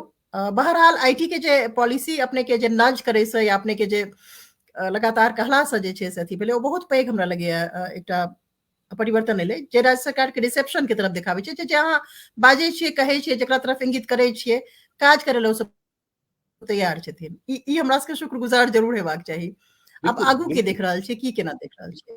देखियो एकटा बहुत इंस्पायरिंग मीटिंग या एकटा इंस्पायरिंग ओकेजन भेल छलै पिछला साल, जनकपुर हम गेल छलियै, और ओतऽ एकटा मंडल जे छलखिन हैं, यंग एकटा फार्मर छलखिन हैं, ओ कहलखिन हमरा लैंड अपन नहीं है, लेकिन लीज पर लैंड लऽ हम काज शुरू केलहुँ, और मतलब 1-1.5 साल के अंदर में 2 करोड़ के करीब के रेवेन्यू कर रहल छलखिन हैं। तो बहुत इंस्पायरिंग स्टोरी छलै ओ, कि अहाँ अगर मेहनत करबै, अपना ऊपर मेहनत करबै, अहाँ मार्केट के सर्व करबै, मार्केट के नीड सर्व करबै, तो अहाँ कोनो जॉब से बढ़िया काज कर सकै छी। ई जे हमर सबके एकटा भऽ गेल है कि नहीं हमरा सरकारी नौकरी चाही, या कोनो बैसा के हमरा पैसा दऽ दे, अहाँ हमरा केवल सैलरी में दऽ दियौ, अहाँ एक बार सैलरी हमरा दऽ देबै तऽ हम एते मेहनत करबै कि अहाँ बुझि नहि सकै छी, ठीक छै? तऽ अहाँ अपना लेल मेहनत नहीं करबै, अहाँ अपना लेल रिस्क नहीं लेबै, लेकिन अहाँ दोसर के लेल मतलब 10 घंटा 12 घंटा खटि कऽ मतलब अहाँ पेट काटि कऽ बिल्कुल खत्म कर देबै। एकरा से अगर हम सब ई देखबे कि नहीं हम अपना लेल मेहनत करब, अपना लेल बिजनेस करब, अपना लेल ई सब काज करब, तो जेना मंडल जी काज करलखिन ओतऽ जनकपुर में नेपाल में छथिन, हमरा बुझाय कि मतलब मंडल जैसे 100-200 मंडल बिहार में पैदा भ सके अपना मिथिला में, जे हमर एग्रीकल्चरल एकटा जे एकटा स्ट्रेंथ छले ओकरा वापस आबि सके। सब काज करऽ पड़तै। मनीष बहुत बढ़िया काज कर रहल छथिन अरेर में, हुनका सेहो अहाँके करक चाही मिथिला नेचुरल्स में, और उनकर जे विजन छै बहुत ही विस्तृत, चाहे मंडल जी होथिन चाहे मनीष होथिन, एखने कनी दिन पहिने हुनकर देखने रहियन सोशल मीडिया में बहुत एकटा पोस्ट रहन जे जेकरा कहै छै घरमुहा भऽ कऽ जे छै से एलखिन हैं और कतेक शानदार काज जे छै से अरेर में जे छै से कऽ रहल छथिन मिथिला नेचुरल्स के माध्यम से। और आशा अथी होइ छै, आशा जागे छै जे बहुत रास अथी हेतै। अपने तरफ से जे छै से और की कहऽ चाहबै, की एक्सपेक्टेशन है मैथिल समुदाय सेहो अहाँके सुनि रहल छथि और आगू सुनता? पहले दिलखुश के कहबनि जे की कहऽ चाहै छियनि, की अपील करऽ चाहै छियनि। हमरा बुझल अइ जे आब अहाँके फंड के कोनो कमी नहि, फंड रेज में जे छै से आब लोग जे छै से अहाँके आगाँ आबि कऽ जे छै से कऽ रहल छथि, नीक लागैया। अखने एकटा किछु देर पहले किछु एक आदमी कमेंट केने छथिन, मोहाली के छथिन, जे हम अहाँके 10 करोड़ टका दै लए चाहै छी टैक्सी लए, और फेसबुक पर सोशली कमेंट कए देलखिन है, हालांकि ओकरा हम हाइड करवा देबै, ठीक नहीं लागे छै। आज चलिए रिस्क फैक्टर, तऽ एकटा चीज कहै छियै जे मैट्रिक केला के बाद बच्चा जखन जाइ छै यूपीएससी के सपना देखै लए, जे हम जाइ छी से कोन जगह छै दिल्ली में, कोन नगर कहै छियै? मुखर्जी नगर। ओहिठाम तक के जे स्ट्रगल होइ छै ना 5 साल के 7 साल के, तो जखन घर से निकल के मुखर्जी नगर जाय लगे छै बच्चा, तो एकर भरोसा छै जे ओहिठाम सक्सेस भेटतै। ओहो रिस्क छियै ना, 5 साल ओहिठाम वो अपन पूरा समय, पूरा एफर्ट, पूरा एनर्जी का ओ यूपीएससी क्रैक करे के लिए लगेतै। ओहो भए सकै छै, हाँ चांस छै जे हेबो करते नहियो हेतै। तो बस स्टार्टअप भी वैह छै, स्टार्टअप भी वैह छै, 5 साल जे एकरा में अपन समय दए देतै, जे अपन एनर्जी के लगा देतै, ओ बिजनेस बना लेतै। 5 साल जे समय देतै तऽ रिस्क मिनिमाइज भए जाइ छै। कतबो खराब हेतै तऽ 1-2-3 करोड़ के तऽ जरूर बनाते ना साल में, एतबा तऽ धंधा जरूर कए सकैए 5 साल मेहनत कए के। तऽ हमरा लागैए जे कतौ से फेल्योर नहीं छै, कंफर्ट जोन आब स्टार्टअप भी छियै। बस अहाँ के अंदर जे यूथ छै ओकरा अंदर एकटा आगि हेबाक चाही, जे नहीं हमरा कतबो लोग पानि ढारतौ तऽ हम नहीं बुझेबो, हम एहिना देखते रहबो, तऽ तखने ओ किछु कए सकैए। जी अहाँ सब तऽ करोड़ के बात तेना करै छै जेना लगै छै जे मने 50%, 100% के बात करै छै। डर लगे अहाँ सबसे बात करैत हमरा, मने हम भाई शिक्षक आदमी, बेचारा शिक्षक हमेशा से अपन बेचारा ब्राह्मण शिक्षक के जे इमेज होइ छै, तो करोड़ जैसे से हाँ बढ़िया है। बबलूकांत जी बार बार अरविंद सर से संपर्क सूत्र चाहे छथिन। बबलूकांत जी अपने नंबर अपने दऽ देलियन है, उनका हम पास ऑन कऽ देबनि, खुद उनको दिखाइयो पड़ि रहल हेतनि कमेंट, वो अपने से संपर्क कऽ लेता अपने हुनकर समय के सुविधा के अनुसार। तऽ रंजू मिश्रा जी हमर बात हंसि रहल छथि। हाँ ठीके कहै छी रंजू, ई सब करोड़ तेना बजै छथिन जेना जेना लगे हमसब तो 100%, 50% हम बात करै छियै, तऽ ई करोड़ के बात सुनि कनिटा डर लागै छै। अरविंद सर, जे अपना ला ठाढ़ करे के जे यात्रा छै, एकदम हॉल उठा के जे छै से हॉल चलावे ला चलि देलियै है, आगू की केना? देखियो आगू तो जे अहाँके कहलहुँ 3-4टा जे इनिशिएटिव छै से ओहि पर काज हेतै, अगला 3-5 साल ओहि पर काज धीरे धीरे बढ़तै। ओहिमे हमरा बुझाइए कि लास्ट 3-4 साल से जखन से दरभंगा एयरपोर्ट शुरू भेलै खास कऽ कऽ, तखन से एक मानस में एकटा विचार छै कि नहीं हमरा गाम साइड में किछु करऽ के, मतलब बहुत रास लोग पूछे छथि कि हम की कऽ सकै छी, केना कऽ सकै छी। ई धीरे धीरे एकटा ग्राउंड स्वेल जे भऽ रहल छै, धीरे धीरे एकटा वेव में कन्वर्ट भऽ जेतै। आ जे अहाँ रिवर्स माइग्रेशन के बात कर रहल छी, कियाक तऽ धीरे धीरे की भऽ रहल छै, दिल्ली में अहाँ मानि लिअ अहाँ 40 साल दिल्ली में काज करके रिटायर कर ली, चाहे अहाँ आईएएस ब्यूरोक्रेट छी या आईपीएस छी या टॉप कॉर्पोरेट छी, ओकरा अहाँके क्वालिटी ऑफ लाइफ की हैत? एकटा हवा प्रदूषित छै, ऊपर से कॉस्ट बहुत बेसी छै, ऊपर से बच्चा सबके पास कोनो टाइम नहीं हैत अहाँके लेल। तऽ अहाँ कोन जीवन स्टाइल में जा रहल छी, और ओहि जीवन स्टाइल के बाहर अगर अहाँके देखऽ के पड़त, अहाँके एकटा इकोसिस्टम अपना लेल बनाबऽ पड़त। आइ काल्हि में दरभंगा में सेहो एम्स भऽ जेतै 3-4-5 साल में, एयरपोर्ट सेहो भऽ जेतै, तो एकटा इकोनॉमी के एक बूम भ रहल छै हमरा बुझाइया दरभंगा में, आ दरभंगा के थ्रू मिथिला में पूरा हेतै, आ लोग सब अगर एकरा पहचान लेथिन, एकरा एकटा कैप्चर कर लेथिन, अपनी इन्वेस्टमेंट शुरू करती, नहीं कि बाहर से इन्वेस्टमेंट का आबि के जेतै, अहाँ सब बाहर रह जेबै। तो एकटा गोल्डन अपॉर्चुनिटी हमरा नेक्स्ट 10 साल के लिए दिखा रहल है, जेमे हम सब जे छै एक स्क्रिप्ट बदल सके छी पिछला 50-60 साल के, ओकरा ऊपर काज करे के छै, और सबटा कम्युनिटी के काज करे के छै। मिथिला एंजल नेटवर्क, दिलखुश, 17-18 जे हमर सब स्टार्टअप है, सबके एक साथ काज करबे ना हम सब, तखन एकटा चेंज भ जेतै, हमर विश्वास है। और ग्रामीण स्तर पर जे अथी हर चलावे के जे बात के लिए ना, कॉर्पस फंड के जे ठार करे के बात के लिए, अगर गाम गाम में भ जाए तो हमरा लगे हर गाम के एकटा दिलखुश भेटथिन, हर मिथिला के जे छै से एंजल नेटवर्क जे छै से कतेक पैघ ठार भ जेतै, विशाल हेतै, और ओहि नेटवर्क के जे छै से हमरा लगे तुलना या ओहि नेटवर्क के कोनो डर नहीं लागतै, कोनो जोखिम के संसार नहीं रहतै, एकटा नेचुरलाइज्ड जे छै से जेकरा कहै छै फियर नेचुरलाइज्ड जे छै से भ जेतै, जे नहीं आब डर नहीं छै, आब किछ करे के छै, आशा छै, एकटा पॉजिटिविटी बनतै।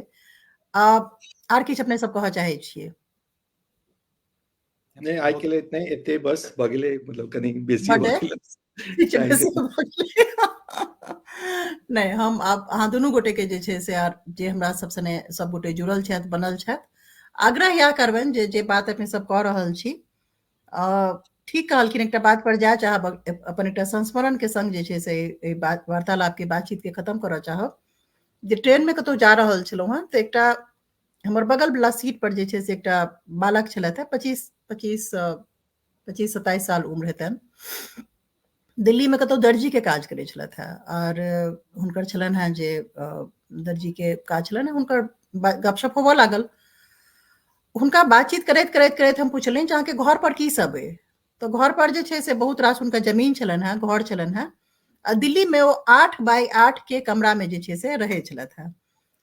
तऽ हुनका हम धीरे धीरे जे छै से एकटा जेकरा कहै छै जे अभिप्रेरित केनाइ, या हुनका एकटा लुति लगेनाइ शुरू केलियनि, जे किया नहि अहाँ गाम चलि आबै छी, जे काज अहाँ कऽ रहल छी ओतऽ बैस कऽ इएह काज जे छै से अहाँ अपन गाम में कऽ सकै छी, या बुटीक जे छै अहाँ शुरुआत कऽ सकै छी, और ओतऽ जे छै से वापस एला के बाद अहाँके स्वच्छ हवा पानि, एकटा लाइफ स्टाइल, एकटा इज्जत गाम के स्तर पर जे छै से भेटत।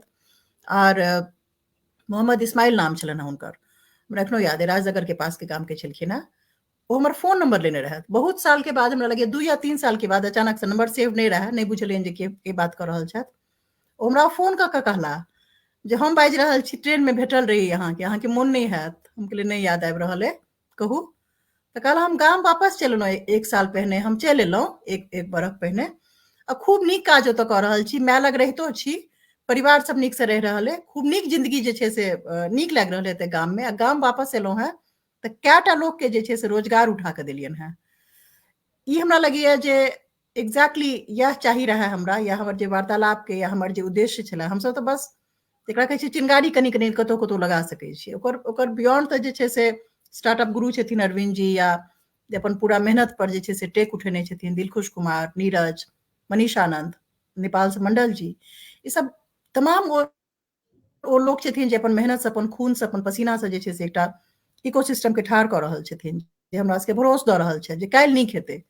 काल्हि ओ दरिद्र छिमरि वाला जे छै से हमर सबके जे ओ एकटा बहुत डिप्रेस्ड इकोनॉमी के जे छै से प्रोडक्ट, एकटा साइकी, ओहिसँ हमसब बाहर निकलि सकबै। एही आशा संगे और अहाँ सबके सब गोटे के मेहनत, अहाँ सबके बहुत शुभेच्छा है, जे मेहनत अहाँ सबके उत्तरोत्तर आर बढ़ाबे जाओ, आर जोखिम लिअ, आर रिस्क लिअ, आर जे छै से फंड उठाओ, और इकोनॉमिक सिस्टम के अतेक जे छै से मजबूत कऽ दियौ जे काल्हि के लोग कहे जे अपन मिथिला समृद्ध मिथिला। तऽ ओहि के तरफ हम सब गोटे अहाँ सबके तरफ देख रहल छी, बहुत आशा भरल नजर से, आर बहुत लोग जे छै से जुड़ल छथि। तऽ एखन के लेल विदा लै छी, और अहाँ सबके बहुत शुभेच्छा, बहुत शुभकामना, बहुत बहुत धन्यवाद। Thank U.